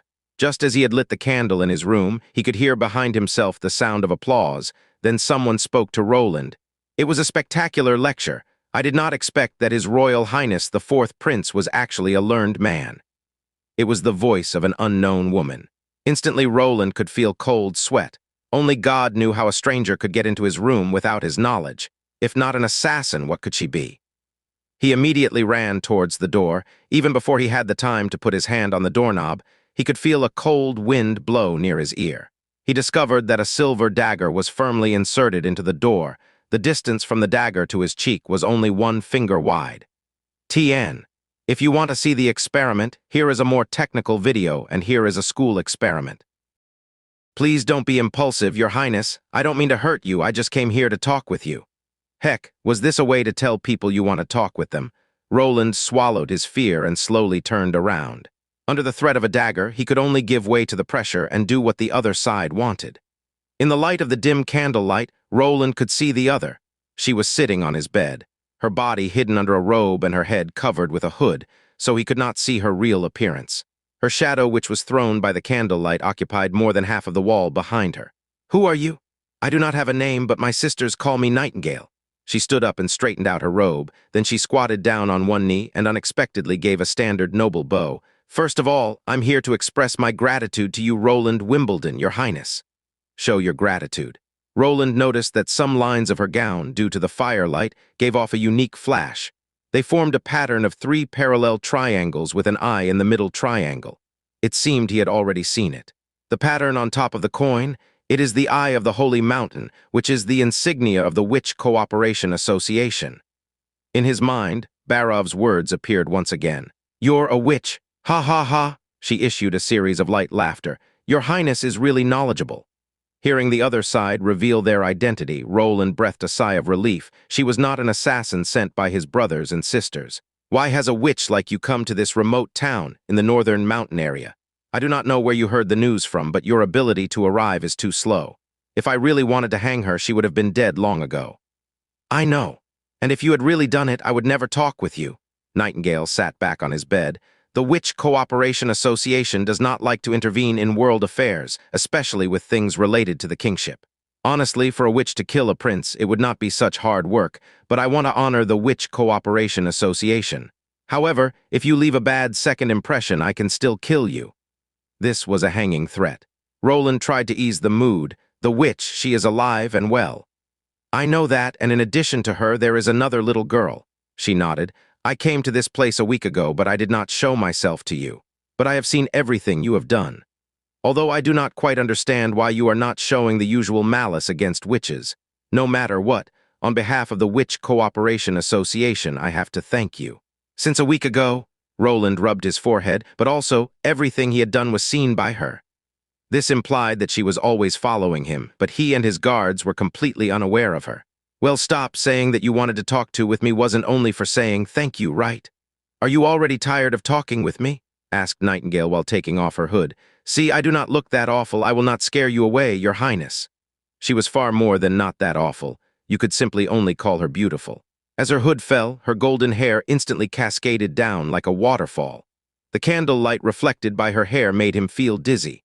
With her aquiline nose and her sparkling eyes, instead of Anna's and Nana's slightly childlike look, her features revealed a more mature charm. In this dim light, he could not take a close look, but her well-proportioned facial features were sufficient proof of her beauty. Step by step, Roland slowly went over to her, and in the end they were sitting on the bed side by side. Not because he was attracted to her, that would be even dangerous, no, he just simply felt that the other side had no malicious intent. Now you can talk. Sure enough, you're not afraid of me. Nightingale's voice sounded a little happy.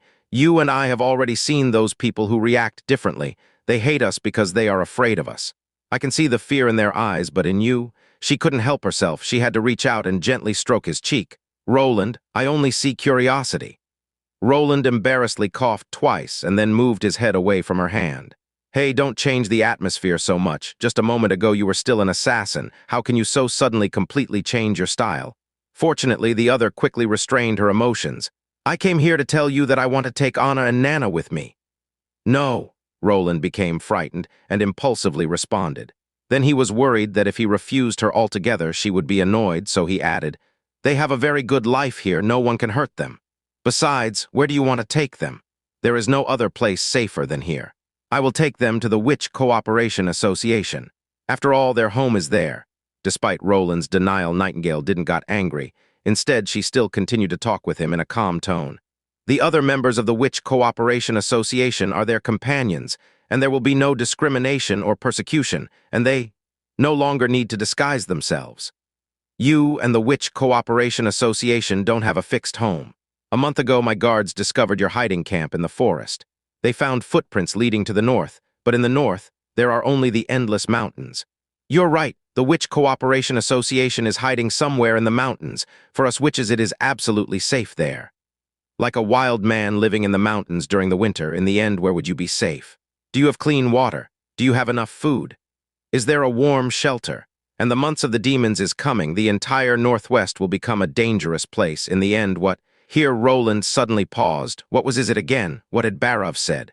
Only at the Holy Mountain can a witch obtain real peace. The purpose of the Witch Cooperation Association is to find the Holy Mountain together. To hell with it, don't do that. Are you going into the impassable mountain range in search of the Holy Mountain? I am afraid that I can't give you an answer, Nightingale smiled, but her look clearly told Roland that he had guessed correctly. If so, I will never agree. Roland flatly overruled their plan. It is only 2 months until the entire outside world is full of demonic beasts. Even when you can avoid the humans in the mountains, you cannot hide yourself from the demonic beasts. How about this idea? Instead of looking for the Holy Mountain during the winter, you all come to Border Town to get through the winter. And when winter has ended, you all can try to find Holy Mountain again. This time it was Nightingale's turn to be stunned. The Witch Cooperation Association should be moved here. You really are an interesting person. For a moment she thought over it, but in the end she still shook her head. Your Highness, even if you are not afraid of us witches, you can't guarantee it for your people. I'm afraid once we are exposed to the eyes of everyone, the church's minions will soon come to knock on your door. As long as the witches can help us smoothly get through the months of the demons, they will realize that the witches are not the evil ones. Just before Roland could open his mouth to speak, he was stopped by Nightingale. In addition, there is another reason why I want to take the girls away. Anna will soon turn into an adult. Adulthood? Yes. It seemed that she could see the doubt in Roland's mind, so Nightingale calmly explained. Adulthood is the first hurdle all witches need to cross. The later they cross this hurdle, the harder it becomes to bear. Generally, people usually turn into witches at a younger age than Anna. Your Highness, do you know why we can be regarded as the devil incarnate? Transcend, when Nightingale finished, the room returned to silence, only with the occasional crackle of candle flame.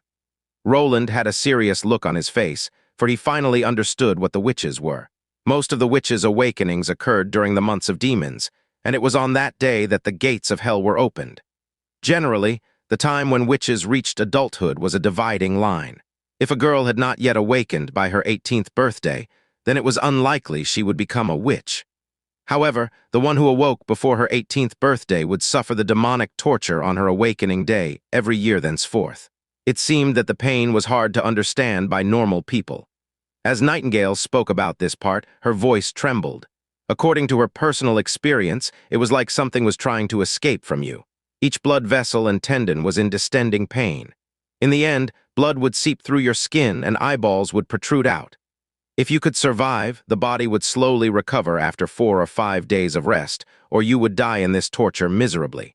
Nightingale had witnessed the deaths of many companions.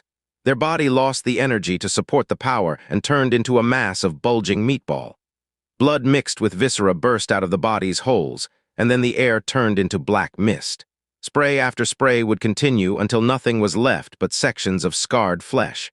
It was why witches were regarded as the embodiment of demons. Ordinary people were terrified when seeing it, and who would care what caused the death. Plus, the church added fuel to the fire, claiming that this was what would happen to demons. Over time, the witches became the spokespeople of evil. No matter how outsiders saw it, this torture was real, and it was for this reason that the lives of witches were generally short.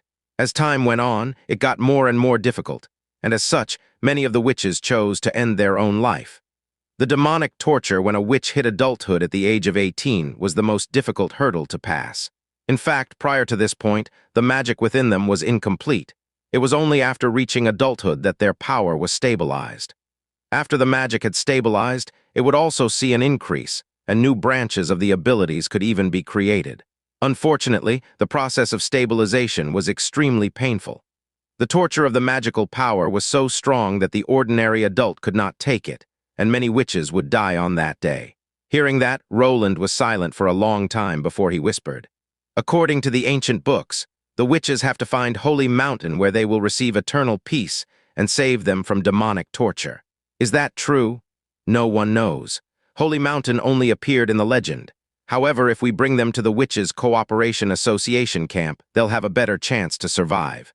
Over there, they would not have to hide themselves and could live freely. The physical suffering will be much less than that of the past. Roland was vexed because Anna and Nana played an important role in his plan, but he could not bear that they would take tremendous risk for the sake of his plan. Anna is downstairs. I'll call her over, and if she is willing to go, you can take her with you. As for Nana, I won't see her until tomorrow, he said in a weak voice. Thank you for your understanding. It seems I didn't misjudge you, Nightingale said as she stood up to give her regards. At this time, Anna had not yet slept, and when Roland called her, she was copying something at a desk. Seeing Roland, she looked surprised. When she was asked to go to his chamber, she followed him without saying a word. When she found there was another person in his room, the girl was shocked. Roland took her hand and introduced them briefly, and then the three sat down around a round table. Nightingale repeated what she had said before. In the camp, there are many people like you, and they'll be your sisters. This seems to be the case, Miss Anna. Although I signed a contract of employment with you, in the event of life-threatening circumstances, I must respect your opinion. If you agree, I'm not going. Roland was stunned. What did you say? I said I'm not going, Anna quickly interrupted. I want to stay here. Anna, I'm not lying to you, Nightingale frowned. I can feel the soaring magic power in your body is close to maturity. Your day of adulthood will come 2 months into the months of demons. The earlier you come to the camp, the safer you'll be. She paid no attention to Nightingale but turned her head and looked at Roland. Your Highness, do you remember when you asked me if I'd like to go back to Carl's college with Nana and learn with the other children? Roland nodded. At that time I did not respond, but what you said after. I don't care whether to live like a normal person. Anna's voice was smooth and natural. I just want to stay with His Royal Highness, nothing more. Roland had thought he had understood Anna's mind, but now he realized that he did not understand it at all. He could not see any emotions in her eyes. It was neither dependency nor love. There was nothing to see, only deep, bottomless tranquility. He remembered the first time they met. Back then, her eyes also looked as calm as they were now. The difference was that at this moment her face was full of life, like a blooming flower. Still, she did not fear death, nor did she await it. The demonic torture won't kill me, said Anna, and I'll beat it. Nightingale closed her eyes and took a deep breath. All right, I understand. So then, will you leave us alone? Asked Roland. No, I'll stay here, she said, pulling on her hood and standing up. Regardless, the camp won't move until the end of the months of demons. Why? Roland was shocked. Did she actually plan to watch them throughout the whole winter? I don't think that the chicks who haven't yet seen adulthood will understand its danger. I've hung over the edge of death and witnessed the loss of my companions. When that day comes, I'll help her, if, Nightingale shrugged, if she should not survive, I have experience in dealing with the funeral. She went to the door, unsheathed her dagger, and kneeled once again in front of Roland. Then I shall take my leave, she said, and her body gradually disappeared into the dark. The mist did not even leave the slightest trace. Is this Nightingale's ability? Roland pondered. Her silent voice simply makes her a natural assassin. And from how she threw that dagger, she had obviously had the relevant training. Apart from being a group of the same type of people, did the Witch Cooperation Association also assist her with the training? Or was it that she had possessed the skills from her life prior to joining them? The information available about the group was simply too little, and Roland could find nothing useful in his memories. However, Roland had a feeling that he would meet yet again with the group, as long as he continued searching for witches. It's late. Go back to bed, Roland said as he patted the girl's head.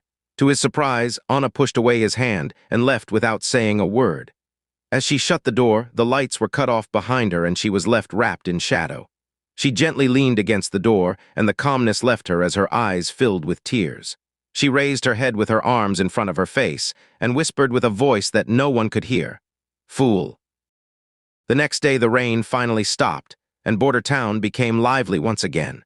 Many villagers gathered on the square, talking while awaiting the fourth prince's speech. The day before, Roland had posted a notice regarding this presentation on the bulletin board. Anyone who came to the square and listened to his speech would receive a bowl of wheat porridge and half a loaf of bread. For the townspeople, this was equivalent to a free lunch.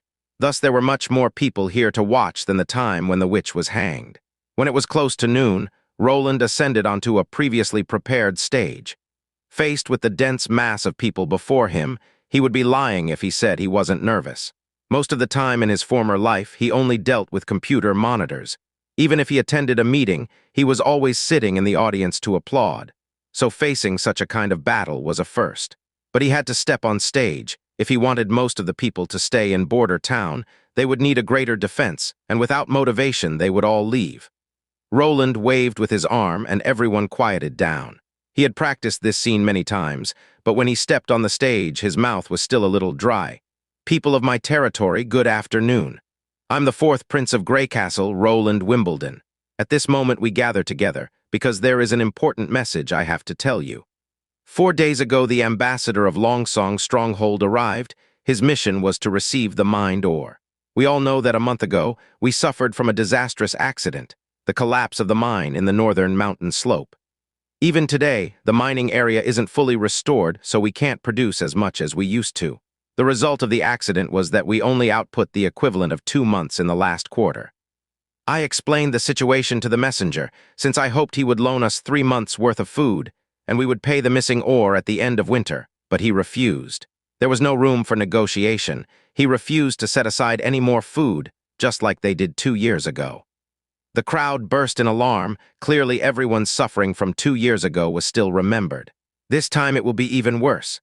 The Longsong Stronghold astrologer told me that this time the months of the demons will be even longer, most likely lasting more than 4 months. That means this time all of us will face 2 months of a food gap. 2 years ago, we lost 20% of the population. Someone lost a brother, someone lost a child, but this time, how much will we lose?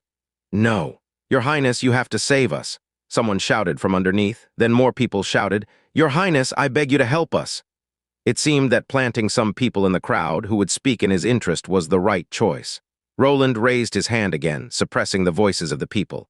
Of course, I will not leave my entrusted people. I will never do that. You may not know, but Longsong's stronghold annually ships wheat and bread to us, and they carried away the ore we mine, but it isn't equivalent to the normal market price. According to the market price, 2 months of ore should be enough for half a year of food. I have sold the ore to Willow Town. Their cargo ship full of food will soon arrive at Border Town. In addition to bread, there will be cheese, honey, and meat. For a whole winter, everyone can eat one's fill. The square burst into cheers.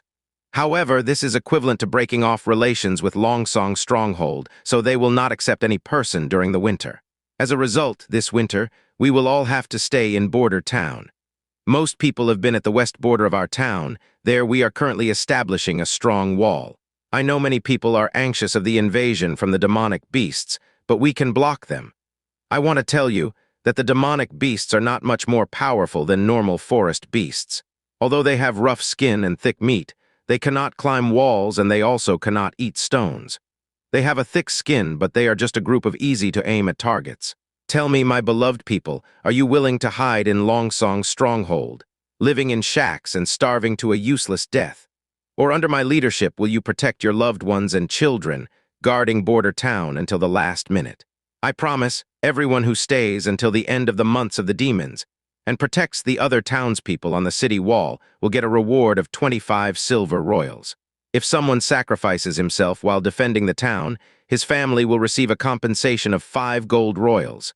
Your Highness, we want to fight with you.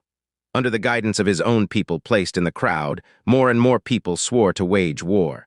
Seeing the atmosphere surge up, Roland timely ordered to issue lunch. He did not expect that everyone would stay in Border Town. As long as half of the people were willing to stay, he would have a chance to obstruct the demonic beasts from moving forward. While Petrov was bringing back the message to the 6 noble families, only to be met with laughter, he naturally did not know that the 4th prince was inciting the townspeople. You said that the incompetent prince actually wants to throw off the demonic beasts alone. Daring to build walls before winter, I don't know. Should I praise him for his courage or mock him for overestimating himself? His Royal Highness' lack of courage is a known fact. When did the 4th prince find his guts? He is just stupid and nothing more.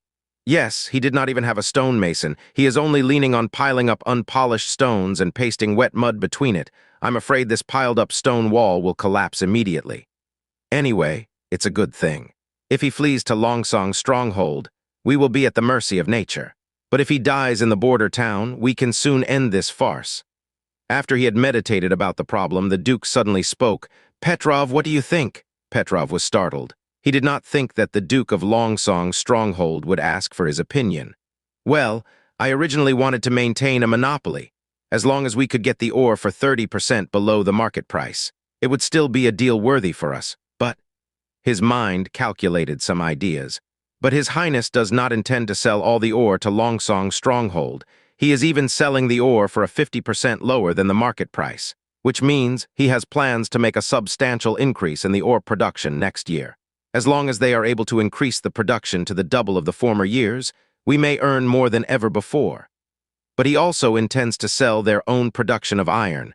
Iron production is hot in demand, and resale would also be very easy. But these are not the important points. Oh, what is important? If he can hold Border Town, it would also be very good news for us. We wouldn't have to focus on dealing with demonic beasts every year, which can save us a huge amount of expenditure. A second advantage would be that the vast amount land between the stronghold and the Border Town will be open for all of us.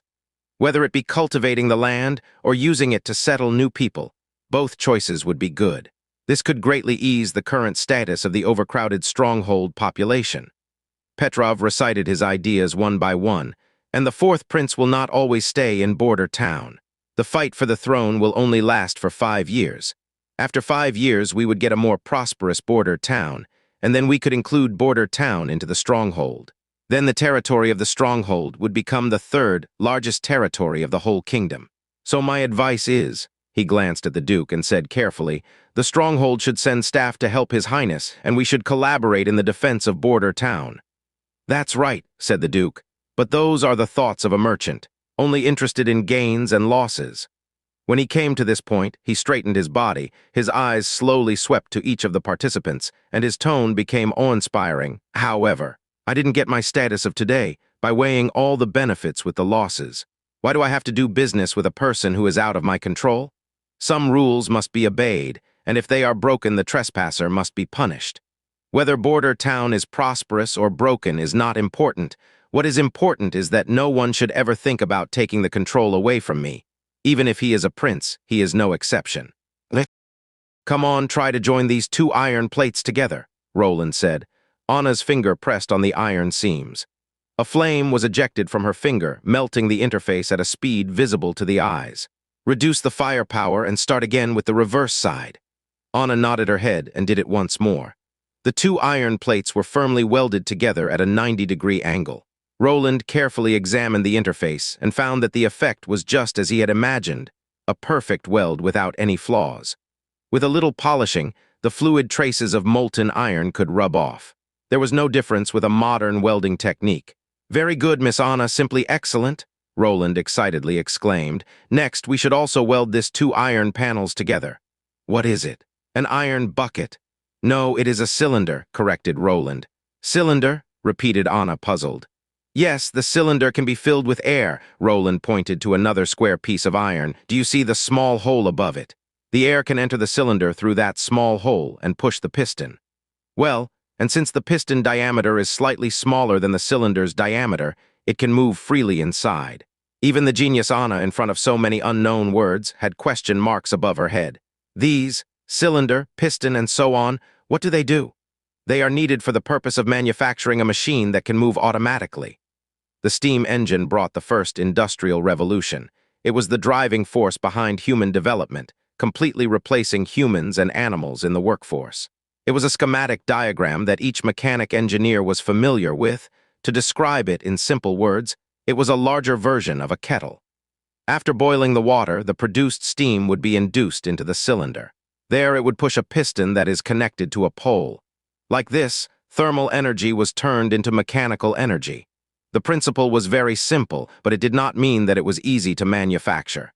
Its difficulty laid in the sealing of the cylinder and piston, as well as the production of the gas pipeline.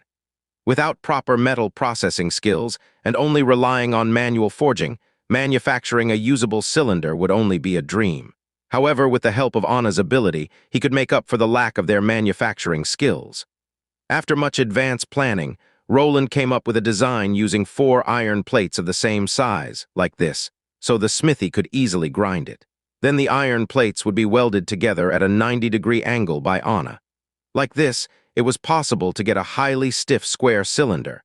With the help of Anna, he didn't need to use the traditional production process. They created first a tubular boring machine, and then post-processed it to create a circular cylinder. The other big parts, too, could be divided into small pieces and then welded together. In this way, it was even possible to produce them in a small workshop. In this way, they were able to produce all of the components required for the steam engine. In fact, prior to the invention of welding, people could only rely on connecting small pieces by bolting or riveting. Since the internal cylinder must be smooth, normal connection methods obviously couldn't do this. The only problem was the gas pipeline. Its production process was nothing special. It needed to be heated up until it was red, and then the groove could be hammered into the right shape. This was also the method to produce a front-loading flintlock gun barrel. Later, the barrel just needed straightening and counterboard rifling, etc., nothing that was too complicated. The problem was that it was impossible for Roland to call the blacksmith into the castle's back garden, since it was still not known that Anna hadn't been executed. Blacksmithing was not one of their strengths, but in a desperate attempt, they had to let the chief knight do it, under Roland's own command. After waiting for 3 days, Roland finally had the first steam engine ever standing in his back garden. "This is the powerful machine you were talking about." Carter frowned while looking at the strange machine, but he had affirmed firsthand that this machine had nothing to do with magic. Each of the iron plates were personally molded by himself, and to him it only looked like a sealed furnace. It was impossible for the devil to have any interest in it. But how could it move a pile of lump iron upwards? It looked very clumsy and had no feet. Was it possible that it could fly? But in Roland's eyes, this seemingly simple machine exuded the beauty of the modern industry. Standing on the shoulders of giants, he naturally did not need to invent the Newcomen steam engine, or the Watt steam engine. Instead, he built an improved steam engine. His first prototype was already a high-pressure steam engine with a dual connecting rod and a slide valve.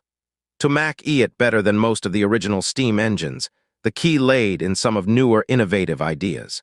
Soon you will understand it. Roland poured a bucket of water into the steam room and told Anna to ignite the firewood. 10 minutes later, the water was at a rolling boil. Soon, a creaking sound could be heard from the cylinder. Roland knew it was the sound of the thermal expansion of the cylinder. The thin iron piston's expansion was far greater than the cylinder's, and it would eventually press firmly against the cylinder wall. "Isn't this a water boiler? I did not think it would really be a furnace," Carter muttered. When the cylinder was full of steam, an excited scene appeared. The piston rod began to push outwards, and when the motion was at its apex, another rod would pull the slide valves, allowing the steam to push the piston inwards again. The wheel connected to the two poles would rotate very quickly through this motion, and with increased power, the speed very quickly reached its peak. The machine made an ear-piercing humming sound, and white gas was ejected, producing a kind of unstoppable and imposing aura. "That's what you called hidden forces in nature?" asked Anna, dumbfounded. The chief knight's face was full of wonder. The great iron wheel that he needed to spend a good deal of strength to install was now rotating like it was as light as a feather. Standing next to the wheel, he could even feel a new breeze. This only showed the astounding power of the steam engine. In his heart, a trace of anxiety gradually arose. His Highness had said that it could replace the power of humans and animals, and it seemed he hadn't lied. When placed on a horse-drawn chariot, it would be very hard for 10 knights to resist its brute force. Training a qualified knight needed 15 years, but the manufacturing of such a machine only needed 3 days. If the blacksmith only worked part-time, it would still only need a week. It didn't require feeding and wasn't afraid of cold or hunger. It also wasn't afraid of arrows and swords. Just install a ram in front of it, and it could bring rampage on the battlefield. As a traditional knight, was his existence still necessary? In the evening, when Roland returned to the bedroom, Nightingale was once again waiting for him. This time, she did not wear her hood, and she was smiling and sitting at the table. Her hands fiddled with a few parchments. "It seems that the outside rumors really cannot be believed. They say the fourth prince is ignorant and has a bad character. In fact, he shouldn't have any learning or skills. In fact, compared with a court great master, he would not have time for civilities. This drawing on this paper, are these the plans for the steam stove? You call it steam engine, right? Shoot, can't I even get a little privacy? Coming and going like you want, do you think this is your home?" In his heart, Roland cursed her endlessly, but he still replied with a calm face. "Yes, those are the plans, but without Anna's help, they would forever be drawings only." "What can it do?" "A lot. It can help with ore transportation, drainage, metal fabrication, forging. Everywhere where strength is required, it can play a role." "Then I will take it." With this words, Nightingale took the parchment and placed it in her robe. The Witch Cooperation Association has witches with the power of fire too. "Hey," she shook her head to stop Roland's protest. "Of course, I'm not only taking your stuff. Take a look at this first before complaining." She put a small amount of white stuff on the table. When Roland went over to the table, he found out that it was actually a roll of paper. He gently expands the roll and swept through its content. "This is a secret letter delivered by pigeons," Nightingale explained to him in a happy tone. "The recipient was your maid Tyre Tusk. It looks like your harem isn't loyal." "I have not touched her," Roland frowned. Tyre, he could remember that she seemed to follow him from a very early age, and the former fourth prince appeared to be interested in her. But unfortunately, he failed to succeed in conquering her. He could only lightly harass her several times. Here in Border Town, to prevent the long wait for his own personal maid, she got the room next door to him. He did not expect that this was actually an arrangement made by one of his siblings. Although this letter was not signed, according to the content, he could judge that it was sent by one of his siblings. In the letter, it revealed that the author was very unhappy with the last failure, but the plans for the riot in Longsong's stronghold were not allowed to fail again. Well, in fact, the first plan must have succeeded, he thought, or else he would have never become Roland Wimbledon. It was unlikely that this letter was forged by Nightingale, because only the people who were involved in this conspiracy could have been aware of the first assassination plan. And if Nightingale wanted to kill him, it wouldn't be a problem for her. How could you steal this from her? Your maid Tyre isn't stupid. Her intention was to burn the letter after reading it. Unfortunately, she looked away when I was just behind her. She made an act of sweeping something. So, how do you want to handle this?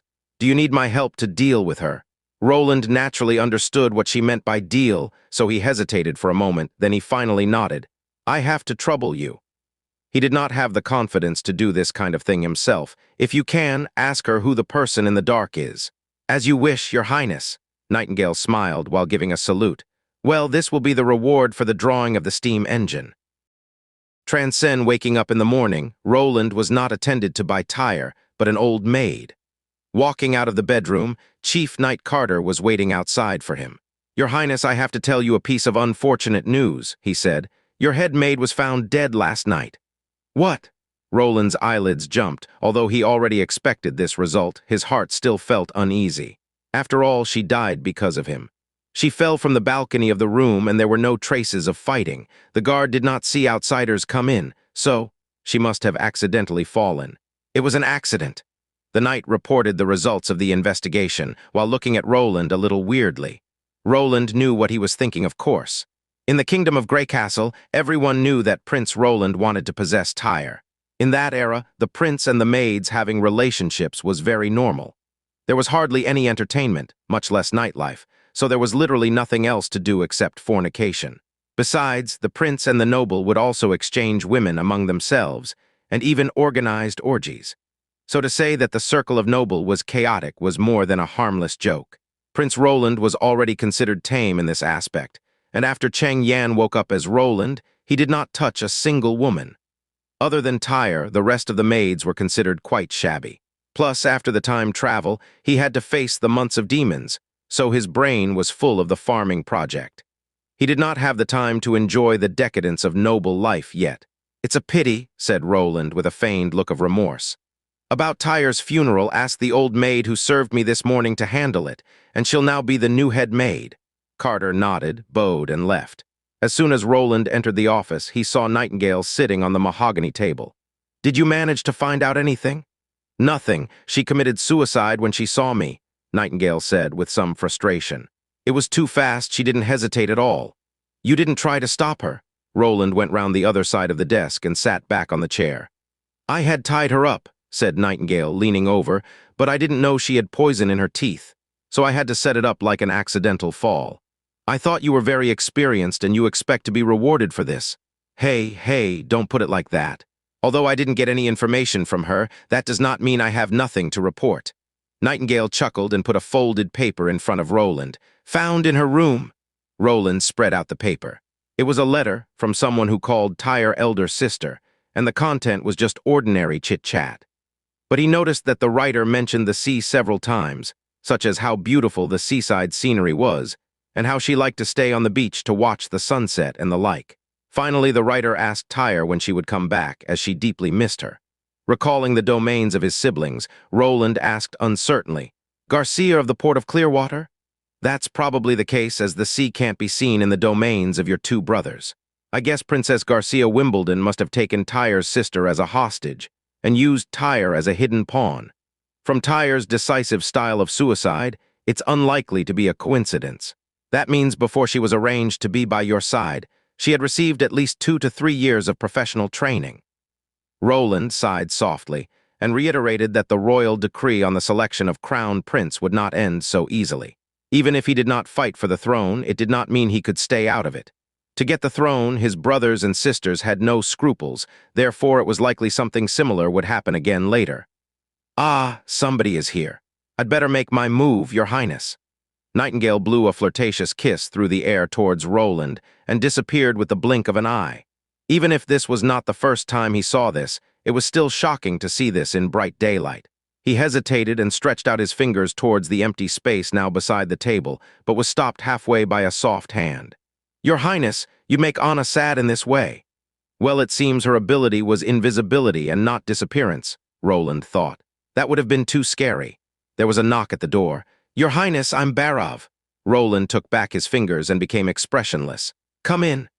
With a large bundle of files in his arms, the assistant minister began to report nearly a week of government affairs right after he came in. Roland also cleared his thoughts and concentrated on his report. After more than a month of contact, he found himself familiar with Barov's working style, rather than being completely confused and puzzled-like in the beginning. In general, the finance of Border Town had a certain degree of improvement. This was mainly due to the ore and gemstones being sold to Willow Town in exchange for nearly 200 gold royals. After being used to purchase food and pay wages, there were still 90 royals remaining. Barov was also in a good mood. Now that there was some extra money, surviving this winter would not be too difficult. But Roland was determined to not let him be idle. I want to pick a group of people from the subjects to fight demonic beasts, and from now on they must be gathered to receive training. The instructor will be my chief knight, and I'll give him the specifics later on. You need to make a purchase plan, as these people must have solid leather armor and a gun, but also 2 sets of winter clothes. Your Highness, this, according to the convention, isn't this a temporary recruitment of subjects for war? Fighting on the battlefield without proper training makes them but a group of mobs. Can we scare off demonic beasts by relying on sheer masses? It's more troublesome if they break up. Don't tell me you really want to stand by Border Town? Barov hesitantly asked. If we really can't protect it, of course, I'll retreat. But I don't think we can't defeat even a few mutated beasts. If we go according to your plan, you'll need more money. Barov's miserly face made Roland laugh. These are necessary expenses. Go take care of it. There were still more than 300 pieces of gold royals in his own vault, mainly used to pay for the cost of building the city wall. He also paid the blacksmith shop for the steam engine materials and components. The first machine cost him almost 20 gold royals, and he needed at least 3 more. The steam engine triggered the first industrial revolution, but it did not mean that the steam engine was equal to the industrial revolution. At that time, the United Kingdom urgently needed a new power to replace people and livestock in order to satisfy mine production. After Watt improved the steam engine, massive orders were immediately received from overseas, and the new power quickly spread to various industries. At this time, Border Town did not have the foundation for the Industrial Revolution, and industrialization did not even exist. So Roland did not expect to sell steam engines to make the first pot of gold. He just wanted to invest the machine in the Northern Slope mine area for mining and gravel. When the mine production increased, then he would expand the steam engine's scale of usage. This was the equivalent of promoting industrial development from top to bottom. These are the people you selected. When Roland looked at the group of civilians dressed in shabby clothes, all his courage flew away immediately. Your Highness, these are the people who fulfilled your requirements, said Carter. He began to count them with his fingers. Male, no criminal records, between 18 and 40 years of age, no disabilities. I carefully inspected all of them. Well, he knew he shouldn't have expected too much. After all, this world's productivity was much too low. Having enough to eat was already a difficult task, so wearing shabby clothes was just normal. As a prince, he had ignored such things. Just leaving his castle, he could see many people who only wore clothes that did not cover the whole body, begging for something to eat. In fact, in the capital of the Kingdom of Greycastle, there existed a job as a corpse carrier. The only thing they would do was to collect the people who starved to death and then burn their bodies every day. So what was the general fighting power in this world? Roland closed his eyes and reviewed his plan carefully again. Probably a little stronger than a high-level street fighter. Generally, when the lords decided to wage war, or more precisely fight, Roland thought naming their little fights as war would be overstating it. They would summon all the aristocracy placed under their jurisdiction in their territory. A lord would always split his territory into many smaller territories and select lower ranks of nobility to govern them. Like a duke would select earls, the earls would select viscounts, and they again would select barons, and so on. These nobles usually had a group of knights and mercenaries as their personal army. They were the main force in combats, equipped with a complete suit of armor and sophisticated weapons. At the same time, they would recruit civilians and farmers who worked on their territory to help out during combat. In fact, they were used to deliver food supplies to the troops, and when needed they would even fill up the holes in the front lines as cannon fodder. The most people who died on the battlefield were the people used as cannon fodder. Fighting between nobles would rarely result in someone's death. They generally would be caught and later exchanged for ransom. Roland did not expect help from the several other nobles in Border Town to fight against the demonic beasts. In fact, they had no relationship with Border Town. Most of the local barons were living in Longsong's stronghold. The stronghold was also under the jurisdiction of the regional aristocracy. An all-civilian force was in this day and age a very imaginative thing. After all, they were stupid and ignorant, failed to understand strategies, nor could they understand the commanding structure, and they also hadn't received professional combat training. How could they compare to a knight who was trained in the art of the sword from when he was 10 years old? Carter, who stood near Roland, whispered some advice to him. "Your Highness, this project is not feasible. You look at them and tell me, which of them can hold and balance a sword?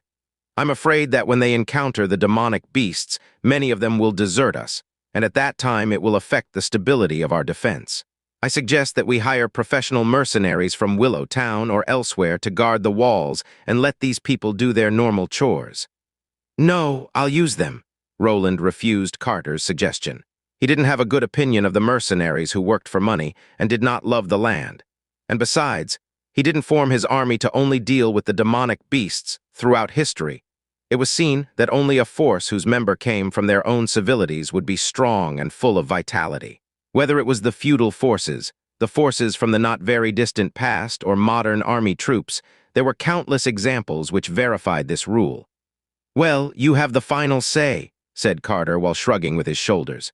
"Then I will start to train them from tomorrow onwards, although I don't know how useful that will be. With a sword? No, you will first take them all for long-distance running." Roland suddenly thought of the fact that his chief knight never had experienced these kinds of training exercises. Without any better options, he had to change his plan. "Try to find the hunter from last time and bring him to me. You both will be the first to look at how I will handle the training." Today's experience may be even more inconceivable than what happened in the last 2 decades combined. He actually saw His Highness, the 4th Prince Roland Wimbledon, from close range. He passed directly by himself and even smiled to him. My God, was the prince drunk. 3 days ago, when he heard the speech of the 4th Prince on the square, he knew that this winter would be different from the past. This time, they would not go to Longsong's stronghold. Instead, they would spend the long winter here. The truth was that he didn't understand most of the reasons mentioned by the prince, but he supported from the bottom of his heart the result of this decision. His own brother died 2 years ago in the slums of Longsong's stronghold after a whole month without any food supply. They could only rely on the hard-earned coppers he got from unloading goods at the docks. With them, he was able to buy some black bread and share it with his brother.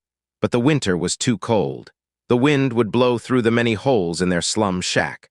Without enough to eat and with no possibility to maintain their body temperature, they couldn't survive.